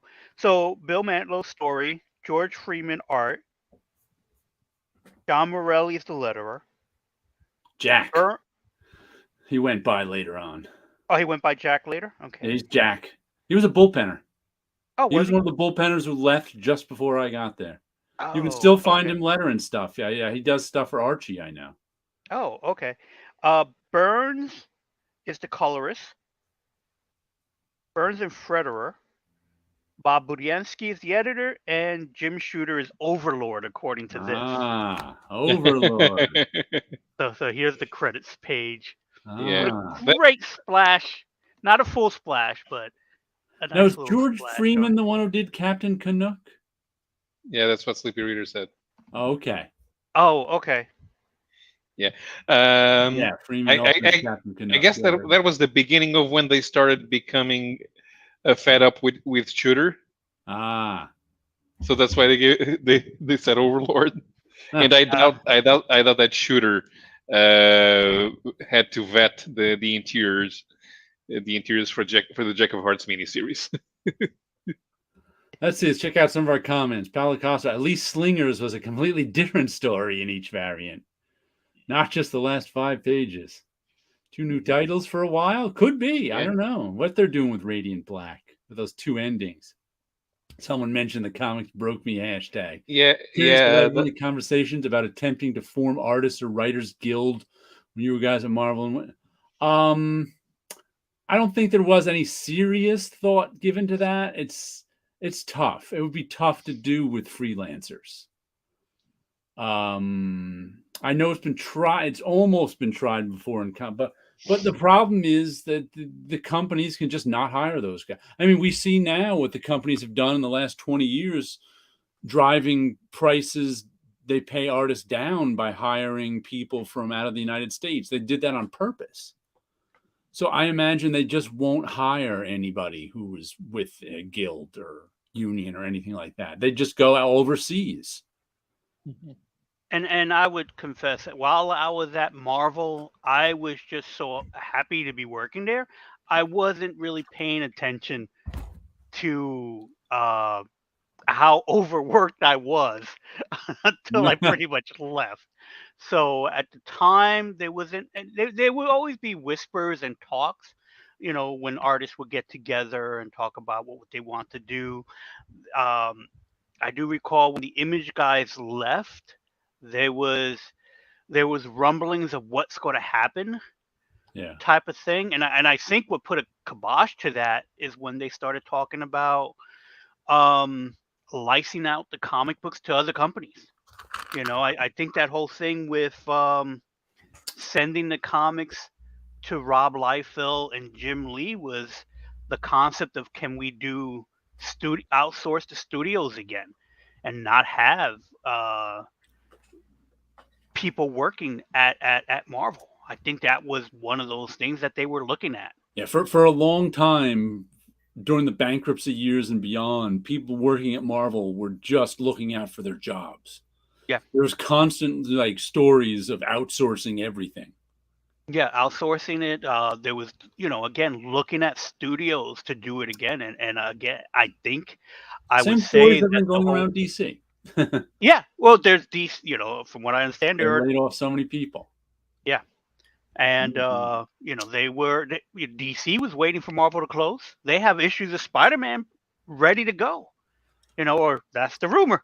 I've never saw these issues, but that's what I've heard, that they were just waiting for Marvel to close their doors, and DC would have been ready to pick up the slack. I also think that's the same thing with the Marvel Knights. Once the thing that happened with Heroes Reborn didn't work, I think Marvel Knights was kind of was maybe another attempt to try to send those out to studios to make. But I think again, things got better. Jimmy and Joe kind of thwarted that attempt. I think so. In that they said they wanted to work in the office and use the bullpen. So that kind of integrated them more into. They could have never been in the office and done those as a studio outside, but they said, no, we want to be in the office. They were both New York City guys. Yeah. And luckily that worked. Yeah. Because again, I think they were really trying different things, and that made people in the office like them a lot better. Yeah. Oh, completely. Everyone got to keep their jobs for a while. Now you're still trying to complete a Dazzler run? I may, just because, again, I know I have issue 1, and I have that because, Dazzler's not that expensive to find. I bought some of those Dazzlers when they first came out. I'll pay you to keep them out of my house. No Dazzlers for me. I picked up number 1 because Spider-Man's on the cover. I picked it up when it first came out because it was hyped, and JR Jr. was the artist. Then it crashed. The New Mutants Annual is great. Okay. The late New Defenders issues are. Yeah, I was long gone from the Defenders by then. Yeah, but those New Defenders are amazing, and the more I revisit them, the more I like them. I really got into Peter B. Gillis, and I am the guy's greatest defender, no pun intended, nowadays. I've read his Doctor Strange. The guy had this subtlety when writing horror because it doesn't look like horror, especially because it's set in a superhero universe. But it's a writing style that really entrances you, and it's not spectacular. It's not bombastic. It was unique at Marvel at the time, and it's a shame that he doesn't get more recognition for his work. Not only Defenders in Doctor Strange, but also Strike Force Morituri. Okay. I remember picking up Strike Force Mortatory. That I found interesting. Just the cover, we who are about to die. And I never worked with Shooter. Did you ever work with Shooter, Wilson? I never worked directly with Jim Shooter. I've met him a handful of times. It was always great conversations. I never even met him. I've worked with JJ a whole lot more closer because Okay. of just design-wise, because she does a lot of design stuff for paper cuts. So I'm always having a conversation with JJ, but I've known her Tell for him who years. JJ. That's Shooter's JJ girlfriend, is right? Janet Jackson. Long time colorist for everybody. and she's designer. Shooter's long-time Shooter girlfriend too, right? That I don't know. When I met her and talked to her, that never came up. That to me, I've always saw her as Jim's Flo Steinberg. Okay, maybe I don't remember. Yeah, wherever Jim went, JJ was there. My memory of them being a couple goes back so far that I don't know if it's real. Right. I don't know. I couldn't. I've never heard that. I've always known that no matter where he went, she would be the first call he would make because she was always there as a designer and worker. So JJ. Okay, maybe they're not. Yeah, I don't know. Yeah, I could not say that they dated. I have no idea. But I never got to work directly with Jim. I've always heard stories, and the problem is I've always heard from stories. Again, kind of like Stan, where I always heard stories from people who didn't necessarily work directly with him, but heard stories. So I don't know. The stories that I've heard about Jim has never been good stories from people. But again, they've always been stories. So I don't know how true they are. I've never met Jim Shooter, but he's okay with me because Jack Abel always vouched for him. Okay. Mm-hmm. If Jack Abel vouches for you, that's good enough for me. Exactly. The people that I've spoke to who have worked directly with him always had great stories about him. That and Ralph Macchio always said bad things about him. Mm-hmm. And I was never a fan of Ralph. So okay. Like I don't know if I ever told you my Ralph story, but it took Ralph 10 years to even talk to me. Oh wow! Okay. Don't ask me why. So because of the job that I did in art returns, I would go to various people's office and collect the artwork because sometimes it would take too long for them to drop it off with me. So I would go in and go through the flat files. And for those people who don't know, flat files are these big cabinets that are literally flat where the artwork gets put in. And you would pull these big drawers and I would take the artwork out. So because I am now at that point a background player going through the artwork, everyone's talking to each other. So I'm the help. No one's caring that I'm in there. And I did see that every time someone came into the office, had a conversation with Ralph, and then leave, Ralph always had something to say about that person when the person was out of the room. Right. And 9 times out of 10, it wasn't necessarily a good thing. Sometimes it's just jokes. Right. Because that's the way everyone was joking about everyone. But it's like, to me, fly on the wall, it's like, I wonder what he says about me when I leave. Or does he not even say anything at all? Well, like it used to be like I got there 1990. And we moved to 40th Street in like the year 2000, I think it was, or 2001. I can't remember. But I don't think I ever had a conversation with Ralph Macchio the entire 10 years we were at 387. It got to, and I'm a friendly guy. I talk to everyone. And it got to the point where, and usually, you walk down the halls at Marvel, like, hey, how you doing? Even if you don't have a conversation, you nod your head, you go, hey, how you doing? What's up today? Yeah, pretty. You're working out, looking good. Some of the Don Daly chit chat that didn't go on. I wouldn't even nod my head at Ralph because it was like there was no point. Even going, hey, how you doing? He wouldn't respond. I don't think it had anything to do with me. Who knows what it had to do with? So one day we're at 40th Street and I'm walking down the hall and there's Ralph coming towards me. I'm just ignoring him because there's no reason to say hello. He doesn't say hello back. He's like, hey, Jared, how you doing today? Do you have a good weekend? Okay. And I keep walking. I'm like, what the hell was that? But from then on in, he'd acknowledge me. It took him a decade. But I have no idea what that is. But since Ralph was always saying bad things about Jim Shooter, that made me like Jim Shooter a little bit. And like I said, Jack Abel, because what it was when Jack Abel had a stroke, he was a longtime inker.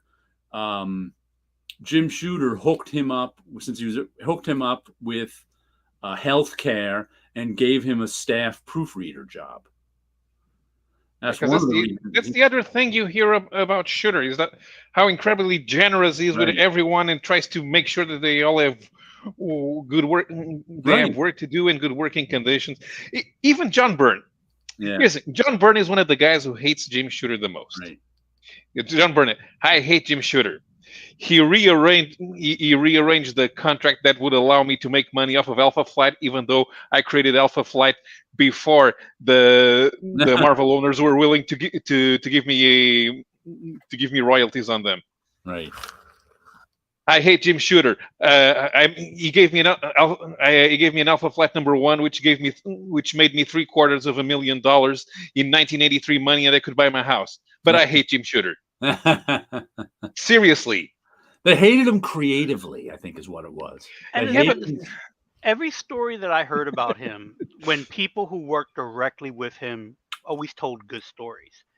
And I do read occasionally his blog, and because he kept everything, which is great, because he shows the receipts of when he was working on something, and it solved the mystery for me.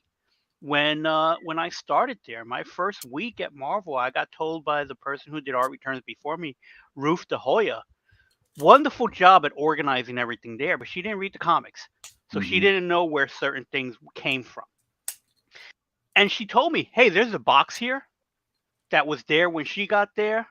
No one knows what it is. Don't bother with it. And I was like, all right. And I didn't for a few months. Once I felt like, okay, this is my job, I'm going to open that box. I'm in charge, man. I'm in charge now. So I don't know if it was 6 months to a year where I decided I'm opening that box. And it said something like, 7 of 9 or some weird numbering system like that, where it's like, I open it up and there's, this artwork from the 1950s addressed to the Marvel offices addressed to Stan to the Marvel offices at the Empire State Building office. But I never knew where it came from and whatever happened to the other 9.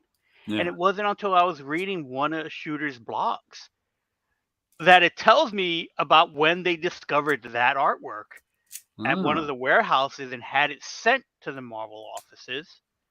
And they were going through it, and they went through a lot of the boxes. And that was one of the boxes that got sent but never got gone through. And it was like, that solved a little bit of a mystery of I don't know whatever happened to the other ones. I heard it described to me in the 90s too as when it came to Jim Shooter, usually the freelancers loved him, but the staff editors did not. Yeah. Because he was a control freak when it came to the editors, but he took care of a lot of the freelancers.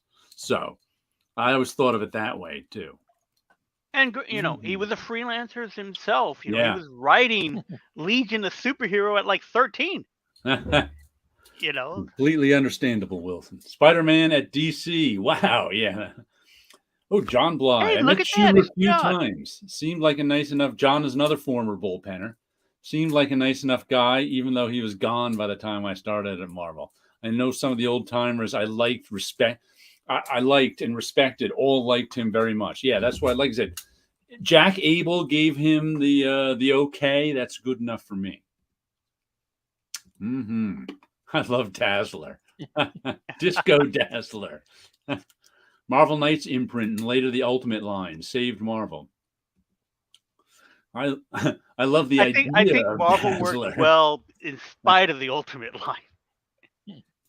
Gillis's run was great, especially the monster concept. Is that the old Defenders? Yeah. Yeah, the monster was going to be a mutant defense group that the Beast was going to found, but nobody picked up on that. So yeah, that would have been cool. I would have liked that. Janet Jackson. It would have been a group. It was more like the NAACP for mutants. It would have been nice to see one in the Marvel universe at the time. Yeah. Janet Jackson's early Valiant colors are really great. Okay. You always have to take Shooter stories with a grain of salt. Yeah, half of them are from people who never worked for him, and half are from people who had a vested interest in hating him. Yeah, Ralph Macchio also used to sort of teach a lot of people to hate Jim Shooter. Some of the younger guys coming through. So I always took them with a grain of salt, too. It's like, they'd make Shooter jokes. I'm like, you were here 10 years after him. Anthony Isabella, who has not had to talk to Jim Shooter since 1976, and whenever he hears Shooter's name, smoke starts to come out of his ears. You can tell that from his Twitter posts. Talking about guys who were 10 years old when Shooter was fired. Shooter almost let Byrne get away with Alpha Flight number 6. Are you charging me for those 5 pages? Mutants only need sensitivity, tolerance, and equal rights. Another comic that's at issue 25. Time Before Time. The time travel story continues to be good. We get a new arc this month with the artist's name is Jeffo. Geoffo. No idea who he is, but he does a decent job. I think that's still pronounced as Jeff. There's an O at the end of it. What the O is silent. It's an affectation. Eh? Okay. My name is Jeff. It's spelled Jeffo. The O is silent. But yeah, another good issue of our time travel with gangsters story. Oh, I didn't even notice this was in the back. A spotlight on that. I think he's the letterer. Oh, that's whose name cool. I can never quite pronounce. Hassan Atzmane Elhau. Elhaou. As I told you, he goes by Hassan O.E. You don't have to pronounce his last name. Hassan O.E. Well, yeah, that's cool that they give a spotlight on the letterer. Yeah, I like that. This series has been good from issue 1 till issue 25. Mm-hmm. I got to say, it's definitely one I recommend. Since I haven't seen his YouTube channel in a while, but since he likes to spotlight several comics and even showing his writing work, he ends up promoting the comics that he's working on, which is probably good for sales for some of them. After all, it's not supposed to be the letterer's job to promote your comics, but he does a good job because when I watched his videos, he was very good at showcasing them. He was very informative, and he has a good cadence while talking. He has a great voice. What's his channel?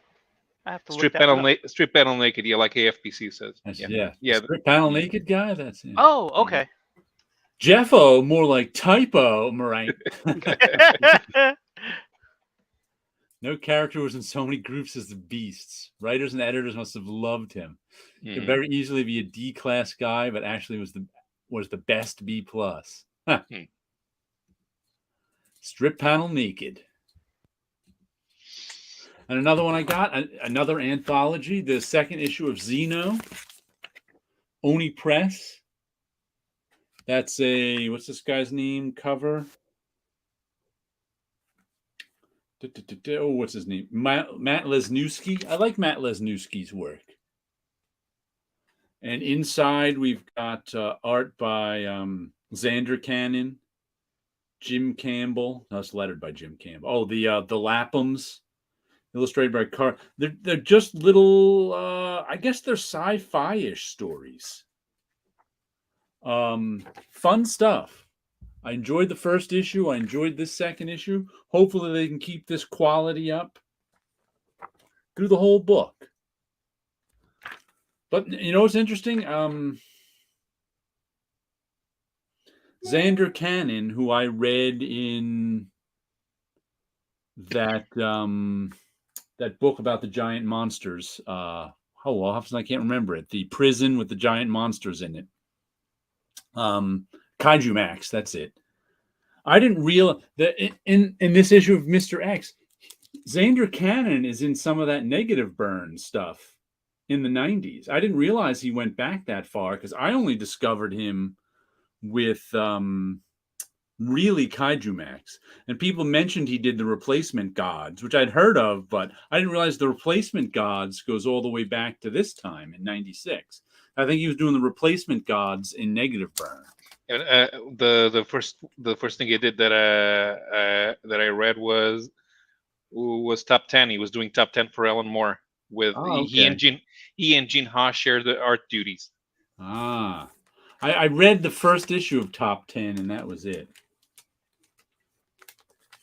Oh, and Frank Frazetta's Tales of Science Fiction Fantasy. This is an anthology book, but it's only one story per issue. And what they're doing is they're building whole stories around a Frank Frazetta painting. So this was kind of a bizarre story. And that here is a Frazetta painting, just a woman and a shark swimming. But the actual story is about this group of cannibal sailors. So it takes place in the days of sailing ships. There's a sailing ship for you. And that sailing ship just goes around and raids coasts to get people and then eats them. So it's like the whole time, it's like they're not even sailing. They're just cutting up people and eating them. It's like torture porn in the bit of it. It's just like, here we go, we're eating this people. Meanwhile, swimming around the boat is this shark woman. There she is doing nothing. She's just kind of swimming around the boat. And then we're introduced to this father and daughter here who are out fishing. And he sees the ship and he's like, crap. We got to get out of here. So and this is weird. This is some weird storytelling. I guess they only have so many pages. He goes back to his village and is like, the cannibal pirates are here. We got to hide. And you flip the page, and the whole village is in the hull of the ship, hanging up like meat. And you're like, oh, I guess they just captured them, even though they were going to run and hide. And our girl who was on the boat is also and they're just like chopping people's arms off, and it's like it's not even mealtime. They're just eating the whole time. I'm like, what are these people? Must be. But anyway, the girl manages to somehow escape into the water. And the woman who's just floating around with the sharks goes, what's your fondest wish? And she gets turned into a giant shark thing to eat the pot. To spoil the ending for you of this weird story, she turns into this and it's I got to show you this visual just because. I'll make it bigger so you can see it well.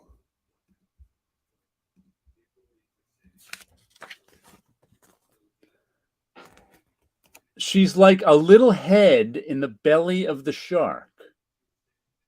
Can you see her little head there? Yeah. It's like, Wow. what a weird visual for a shark monster. But a fun story, but gross too. Man, there's a lot of cannibal. There is more cannibalism in this issue than probably any other comic I've read. So if cannibalism is your thing, Look. check out Frank Frazetta's Tales of Science Fantasy. So I guess that's what they're gonna do. They're just gonna go about their business and tell stories about Frank Frazetta paintings. What do we have here? An interesting story that spawns off that one image. Yeah. I remember when lettering went digital, all the old timers who couldn't adapt were out of work within a few months. Oh, yeah. That happened. Oh, Negative Burn, such a great anthology. Great early Paul Pope stuff in there. I've always heard that about Negative Burn. Yeah, that's tough. Similar sea changes about to happen with AI, unfortunately. Whew. Naked chick attacking a shark. The story practically writes itself. Yes. We need less sharks and more loving dolphins. But wait, where have I seen that before? It's a Frazetta painting. You've seen that Frazetta painting with a naked chicken shark. So it's old. I think he means Jaws. The way you resume some comics always make me laugh out loud. Here's one I'll spoil for you. Nocterra Special number 3. Liam Sharp drawing this issue instead of our regular artist whose name I all of a sudden can't remember. Not much happens in it. There's a lot of moody stuff, and it continues right from the regular series into this. They left us at a cliffhanger on the regular series, and then moved into this, and we're kind of still at the same cliffhanger at the end, but not quite. But it was one of those issues that's all about the characters involved's feelings, and I was just like, yeah. You know what? I really don't care about these science fiction characters' feelings. I just don't. Sorry. Scott Snyder doesn't write that well about feelings. I read books that are all about feelings full time. I don't need part-time feeling issues in my adventure comics. But it was okay. It was, So some, and a lot of the art was like this characters' feelings and this sort of abstract Liam Sharp art. So there wasn't really a story going on. There was a couple of characters having a tussle in the bad guy was trying to overcome the good guy's psyche just by talking to him. And there's some pictures around it. It wasn't even like Professor X and whoever that guy from the Middle East was wearing the fez having a psychic battle. Shadow King. He became really big after I was gone from the X-Men. Like I said, it was all right, but it wasn't as good as a regular issue. So this issue was really a C for me rather than a B. Okay. What are we got? That Opus Insanity. Yeah, that's the might look. Yeah, I think they're doing some good. Nocterra is still being published. It is. I think Opus has been doing some good comics. It's a shock to me. A shark with nipples. Yes. Again, the only comic about truckers worth reading is US1. Well, we should bring back Smokey and the Bandit as a comic. Ooh, that would be good. There you go. That would be good. I don't know. My favorite was more of the BJ and the Bear type stuff. I was more for the TV stuff. I'm waiting for the Bugsy Malone comic. There you go. What was that movie with Chris Christopherson? Convoy. My stepdad was in Convoy. Whoa. My stepdad, who was not an actor, but he lived in California, And when Convoy was being filmed, they needed extras. So they put him in a policeman's outfit, and he's just a background character. Like, there's supposed to be a scene where there's the convoy is going through a bunch of cars and stuff like that, and Crash the breaking through, gate doing 90. traveling through a barrier, and he was there, and he was like, that was the only movie thing he's ever did. And it was like one of those things where it was like, as a kid, that was the biggest thing we could talk about. Like, my dad Yeah. was my dad was in a movie, and it was in Convoy. I completely forgot about that because we hadn't talked about that in like 20 years. But when we were kids, it was like the biggest thing that we talked about. That was the street cred that we had. It was like, yeah, he was in a movie.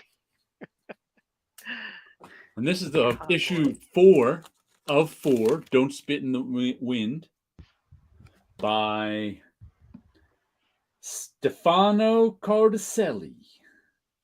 And this is the one I was saying on my haul that I don't really use the word vibe a lot, but I've seen a lot of movie people recently saying, I like the vibe of this movie. I like the vibe of that movie. I'm like, I like the vibe of this comic.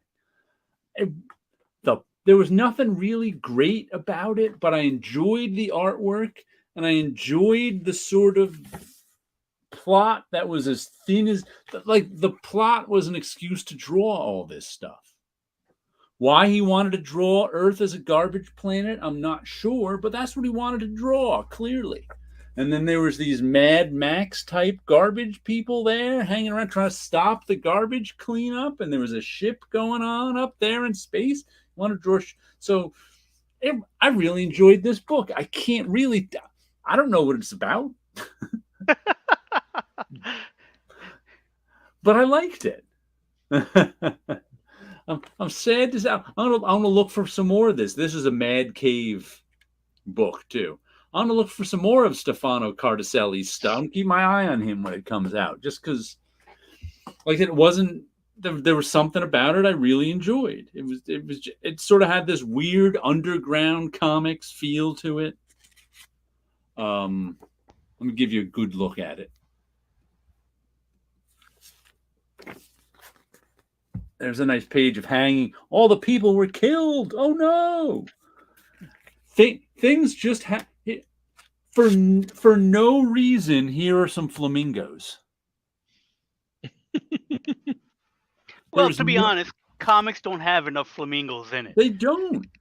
But it was like there was here's a nice spaceship crashing. Oh no, poor flamingos. Yeah, they're crashing on the flamingos. Here's just some random panels of stuff going on. Again, I enjoyed it. I don't know what it's about. Don't know what those flamingos are doing there. Why? And there was also, as they were cleaning up the garbage planet, there's this giant spaceship where everybody lived up in orbit around Earth. And one of the plots that was going on, occasionally they'd cut up there, and there was this society that was all, this one character who was, I guess, supposed to be sort of the leader of this society. He did nothing but sit there and eat food the whole time. And his assistant would come in and go, we better do something. We're running out of food on the lower levels. We better do something. They're going to riot. And he did nothing. And then they come in and say, we better do something. Our orbit is decaying. And the guy did nothing. And eventually, at the end, the spaceship crashed. We're like, what was that? I don't know. I'm going to read it all together, see if it makes any more sense. I'm not sure it will. But it was fun. It was like stuff happened. I don't know why it happened.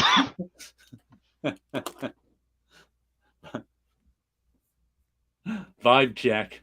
We're vibing here. We're vibing. Not a fan of Sharp's new style. I can understand that. I kind of like. I think it's funny because I think Liam Sharp never drew as well as he does now. Yeah, I wasn't a huge fan of his old style, but I can see if you're a fan of his old style, this sort of obscure all the what's going on style, you're not going to like. His old style had nothing but clarity. It was all about clarity. Claremont's Uncanny Run was leading up to a huge, years-long Shadow King story at the Mutant Genesis Initiative, which brought us the adjective X-Men never happened. Oh. Yeah, Jim Lee ruined it for Chris Claremont. Ah. Yeah, I know he became big because he was in that TV show too. Mutant X, was that the name of it? No. Legion. It was What was Legion. that? Legion. I watched the first season of that and really enjoyed it. Never watched the second one. Yeah, saw the first 2 episodes, and this is weird. I don't even know what's going on. That's like the actual leaders of the free world. Well, speaking of like letterers advertising stuff for companies, what do you got? I have I do the lettering for Apex Comics Group, and they do a book called The Outer Spacemen, based on the toys from the 60s. So The Outer Spacemen? The Outer Spacemen. Okay. And it was originally a toy set done by, I want to say Color Forms was the one that published the actual toys. They were bendy toys. Right. Years later, every few years, there's a new set of them. So we worked on a comic book for them, and through American mythology, the final cutoff date is coming up for orders. Okay. So I'll put into the I'll put the information for the final cutoff date, which is Monday, and it's a book that was drawn by Chris Batista. It was written by Fabian Izieza, and I did the lettering. So it's a pretty fun Outer book. Spaceman. Yep, it had various covers, so it was a fun project based on a set of toys. So I thought that was pretty neat to do. Outer Spacemen #1, Commander Comet, variant cover by Gordon Purcell. I'll have to. I think American mythology is on my final order cutoff sheet. There you go. There's the. Then you just call your comic shop and give them the what is it? June 23 1556E. That's the order number, right? That's the order number for that one. There are other covers. There's the vibe. But that happens to be the cover that I did the coloring of the cover as well. And now I'm thinking about it, I colored all the covers. I lettered it, and I didn't color the whole book, but I did definitely do the covers. Jim Lee took our beautiful boy from us, our beautiful Shadow King. I love American mythology reprints of the Three Stooges, Casper, etc. I bought one of those, or I bought 2 of those Three Stooges reprints. One of them was good, one of them was terrible. Just the quality of the reprint was like, whoa, dude, try to clean up these scans. They obviously didn't. No, it also depends on where they got it from as well, because cleaning up old comics it's not easy. That's for sure. Nope. There's again, it's one of those things where you gotta at least try.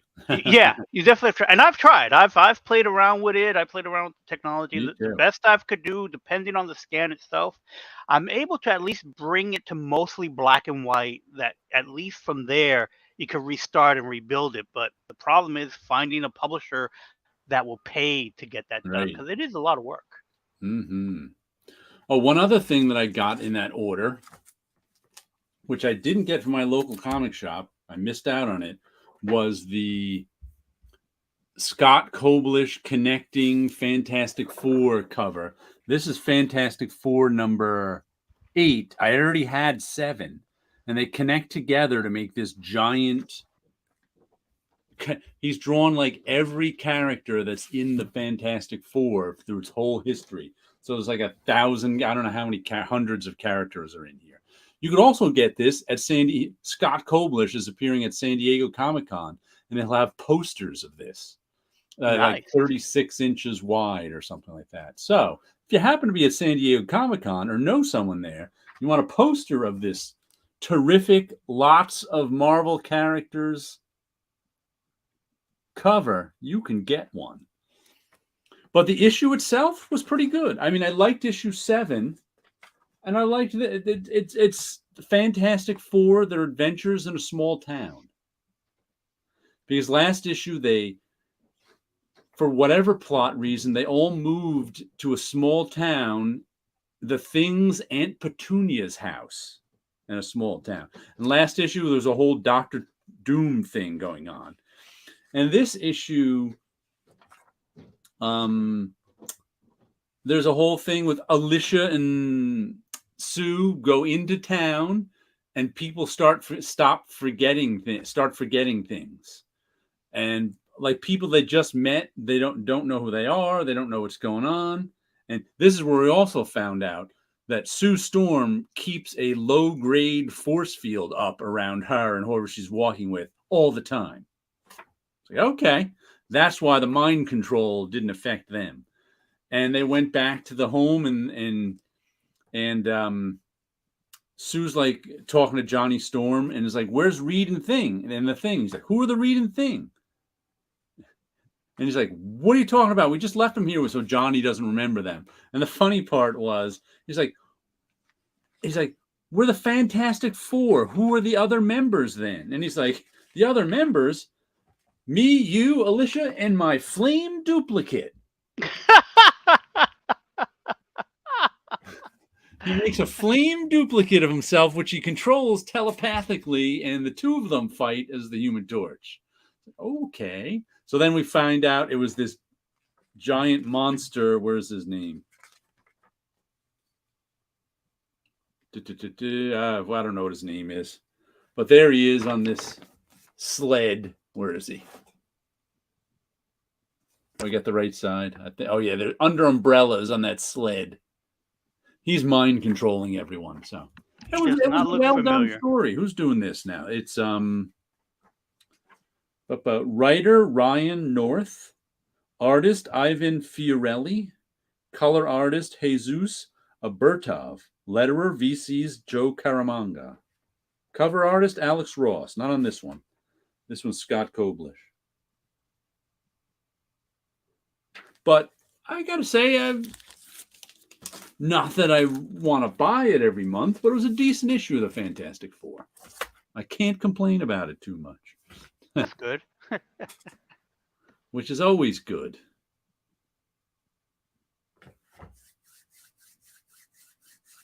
Origin of Marvel Comics. I think that's all I have for the week. Let's look in here. Let's give this one last look through just to make sure. I think I talked about everything. And I just got in, let's see, Final Order Cutoff. I'll have to look for American mythology. Have you read any comics lately, Paulo? No, not this week. I've been really busy. I couldn't even make it to the Fossil show. I was too tired. Oh, you know what I read this week for the first time in ages? Mm-hmm. I read Akira #1. Oh, okay. Read a digital version of it, but I read it. And wow, I don't think I've read it since the late 80s. And I know I've never read the ending. So maybe sometime over the next, few months, I'll read Akira. But you know what struck me about it? First of all, Akira was one of the few places that credited the production artist. So my name's probably in there somewhere. I don't remember. But and Akira #1 came out in '88, I think it was here. Mm-hmm. Yep. And 2 of the 3 production artists credited in there are dead. I'm like, whoa. Robbie Carosella, Hector Collazo, and Vince Evans is the one who's still alive. But I was like, whoa, that's that. I don't know what. I mean, that just struck me as I read it. I was like, whoa. That doesn't seem like that long ago. Well, Hector died young. Yeah. 10 years ago now, right? How long has it been? It was, 8 or 10 years. Right. Yeah. 2010, somewhere around there. Maybe longer than 8 or 10 years. I'll have to look. But I was like, wow, that just, I just got melancholy after going, whoa. 2 of the 3 production artists on Akira #1 are no longer with us. I felt my mortality. Last week, that one of the greatest Spanish comic book artists of all time. Yeah? Yeah, Ibáñez, the creator of Morton Phil. Okay. Morton Phil is the English name. Also, the original Mortadelo and Filemon, and it's the only Spanish comic that actually had any international success. Ah. And the guy was 89, I think. Wow. Huh. We didn't work on any of the Stooges. Right? Some of the scams No. of those Marvel trades from the mid-90s and they are blurry as fuck. Yeah. Yeah. The scans of the Marvel Color Akira are pretty good, but seeing like even pretty good printing from 1988 on a high resolution iPad screen, it's like, printing wasn't that great in 1988, even on the top, even for Akira.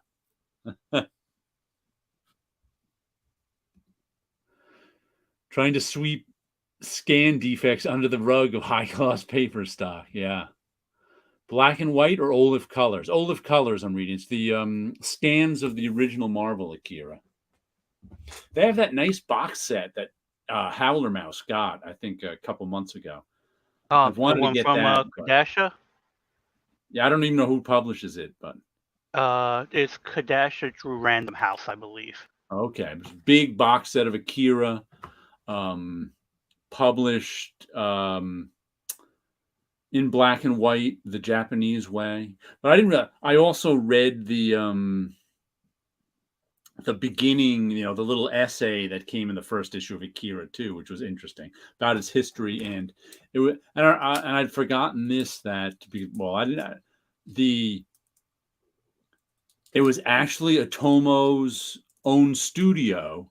The production guys reformatted the art for Western audiences. So I remember all that art came into us as as copies already formatted. We just had to put the lettering down on it. Yeah, they were, if I remember correctly, they were oversized. Yeah. When we got them, because I remember holding a few of those stats. Actually, they weren't stats because the paper felt like real Right. paper. It wasn't stat. It was some other kind of reproduction. Whatever prints they had made out of them felt like real paper, not photo paper. You almost could get fooled that it was the original art itself. Yeah. Kadasha. Ah, he's our Italian friend. Yeah, Hector passed in 2012. Oh, okay. 11 because years. he did a cover for us for Section 8 Comics for one of our books called Star's Edge, and we still have the tribute up on the Facebook page, and that was on the November 2012. How old was he? His early 40s? Mid 40s? I don't recall. I know it was young. I almost want to say late 30s, but I'm not positive. He might have been. I don't recall the. Yeah, I don't remember. Because I think he was around my age. Yeah, he was around our age. Yeah. Mm-hmm. And yeah, that was a blow because someone we worked with being in our age and still dying at a young age. It was just. Oh yeah. It obviously hits everybody hard, but it was one of those things that was a blow to us because again, it's when older comic book artists pass, you kind of expect it in a way, but when it's around your age, it gets scary because it's just out of nowhere. Yeah, and he was also, I think, one of the first people who, at that point, I primarily talked to through Facebook, and you hear about it on Facebook. Yeah. So it's kind of like, that's weird. He's just not on Facebook anymore. And Facebook telling you about his birthdays. Yeah. There's always a reminder, or it's like, oh, do you remember this conversation? And it's like, oh, yeah, but do we need to get reminded of that? It's like, again, it's crazy. Death haunts us all. That's the cat, Grandpa. That always comes to mind when I think about it. Death! Ah, death! That's a chair, Grandpa. Ah, death! Yeah, I would like to go back to Akira. It's been so long, and I do have I have the Japanese versions of them because in the back up there is where all my mangas are up there. Those are the ones Marvel had actually. So they were all full of little flags. Oh, okay. They were the production ones for Marvel, and they were like, "We're getting rid of these." It's like, "All right, I'll take them." Portugal, we had an amazing color collection of Akira printed on luxurious paper. Afterwards, the publisher went bankrupt. It was not. The paper was not that luxurious. It was paper. It was a paperback edition instead of hardcover.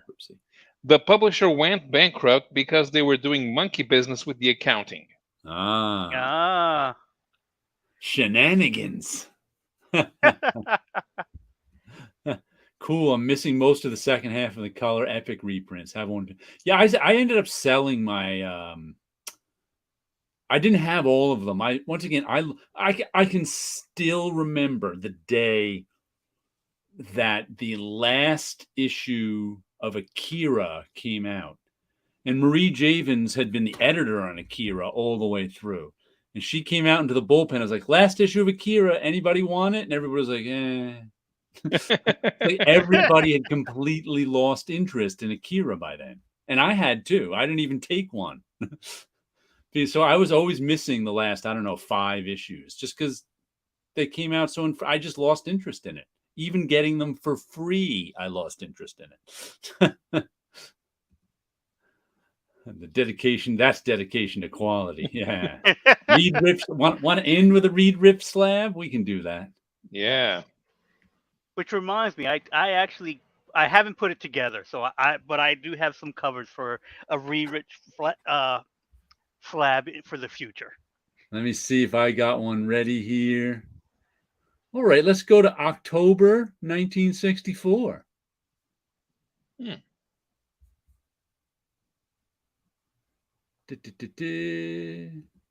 Whoops, we don't want that. We want that. We want present.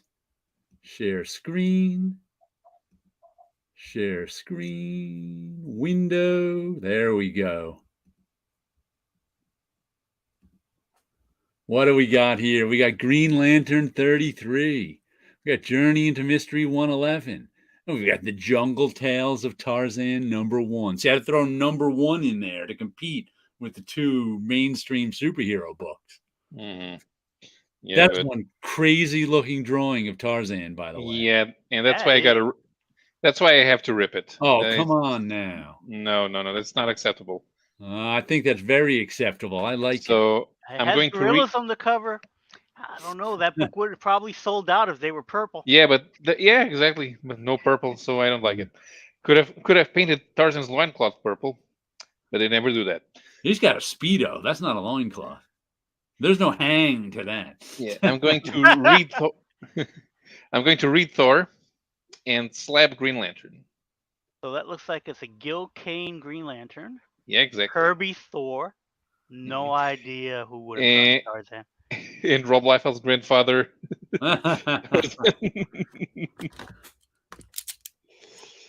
Yeah. Well, I am going to slab Tarzan because I need that hunk of beefcake hanging on my wall. And it's a #1 issue. It's a #1. Oh, yeah. So that's how you know you have to slab it. Yeah. That's forever going to get red and Green Lantern's going to get ripped. You know what I'm going to dolphin? The Falling Sword. Me too. But it's going to be a dolphin cutting right through that. But where are you going to put 2 flamingos for no reason? In with Tarzan. Flamingos for no reason are going to be in with Tarzan. I can see those two sitting right in front there. I'm going to put the flamingos in one of the rooftops in Central City in Green Lantern, just because I'd like to see flamingos on a rooftop. One on the left, one on the right. Yes.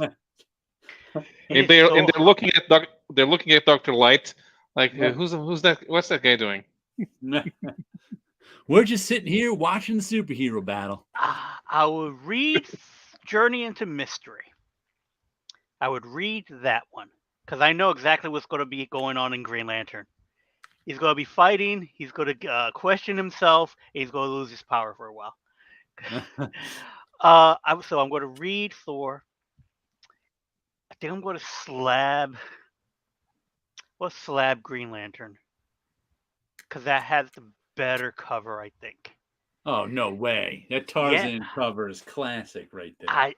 There's just something about that Tarzan cover is just offensive. There's just something about that body. I love it. I would tear up the Jungle Tales of Tarzan. Although I do want to read it, but I think that's the one I would tear up. As far as dolphins are concerned, I think I want to replace Dr. Light with the dolphin. Having him shoot the Green Lantern. With his light gun. Yep. And as far as flamingos are concerned, I think I would replace the sword with the flamingo. I think no, you don't replace with the flamingos. You just put them somewhere. Oh, okay. So just to have them hanging out? Random flamingos for no reason. Yeah. I think I would still put it on Thor, on the Thor cover, because there's just so many other people on that cover dealing with what's going on. They're just standing there, just watching. You know where the flamingos could be? They could be on the sword's hilt. Yeah, they could be riding the sword. Like, hey. Yeah, and they're wondering, why are we falling? We're birds. They're going to take off in the last second before the sword hits. Mm-hmm. Slab Tarzan, Reed Thor, Rip GL, Dolphin Tarzan, Speedos. Sock off Green Lantern, bottom for Tarzan, and eat Thor's ass. He's playing a whole different game. That's a different game. Mm-hmm. Monkey Business, loved that one. At that time, when we had our comics printed in newspaper, for me, those Akiras were filet mignon for teenager me. Between Tarzan's legs. That's where the flamingos. Well, flamingos instead of meal. No, flamingos just go in randomly. They don't have to replace anything. Just they come from. Let's see.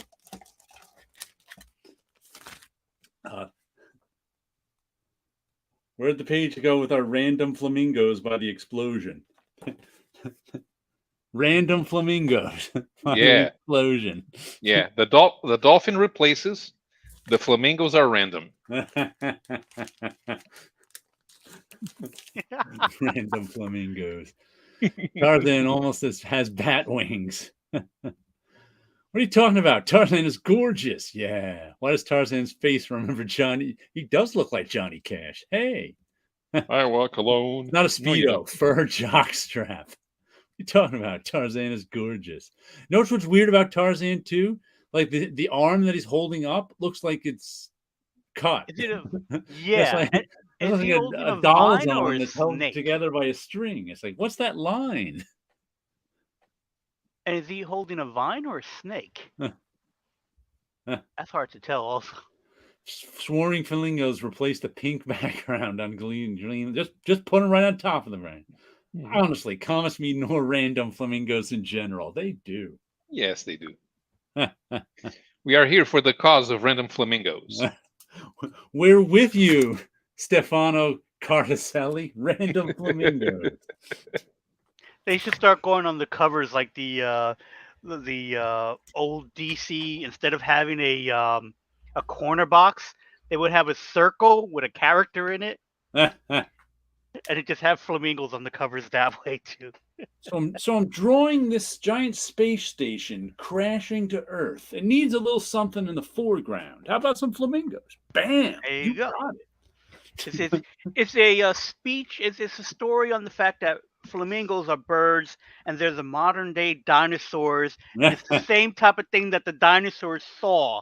They happen to look up, There and you here go. came the We're comet. seeing it again. Yep. Well, we should wind it up for the night and let Paulo get to bed. Oh Mhm. yeah. I haven't had any sleep all week. He needs some sleep. No, mosquitoes are attacking me. Then I wake up. Oh, you need mosquito netting? No, those mosquitoes are devious. Ah. They'll probably camp out in the netting and wait until I go to sleep. All right, so everybody have a good night out there. Don't forget to order Paulo's comic. What's the name of it again? Paulo. Wilson. I can talk. Don't worry, I'm not punchy.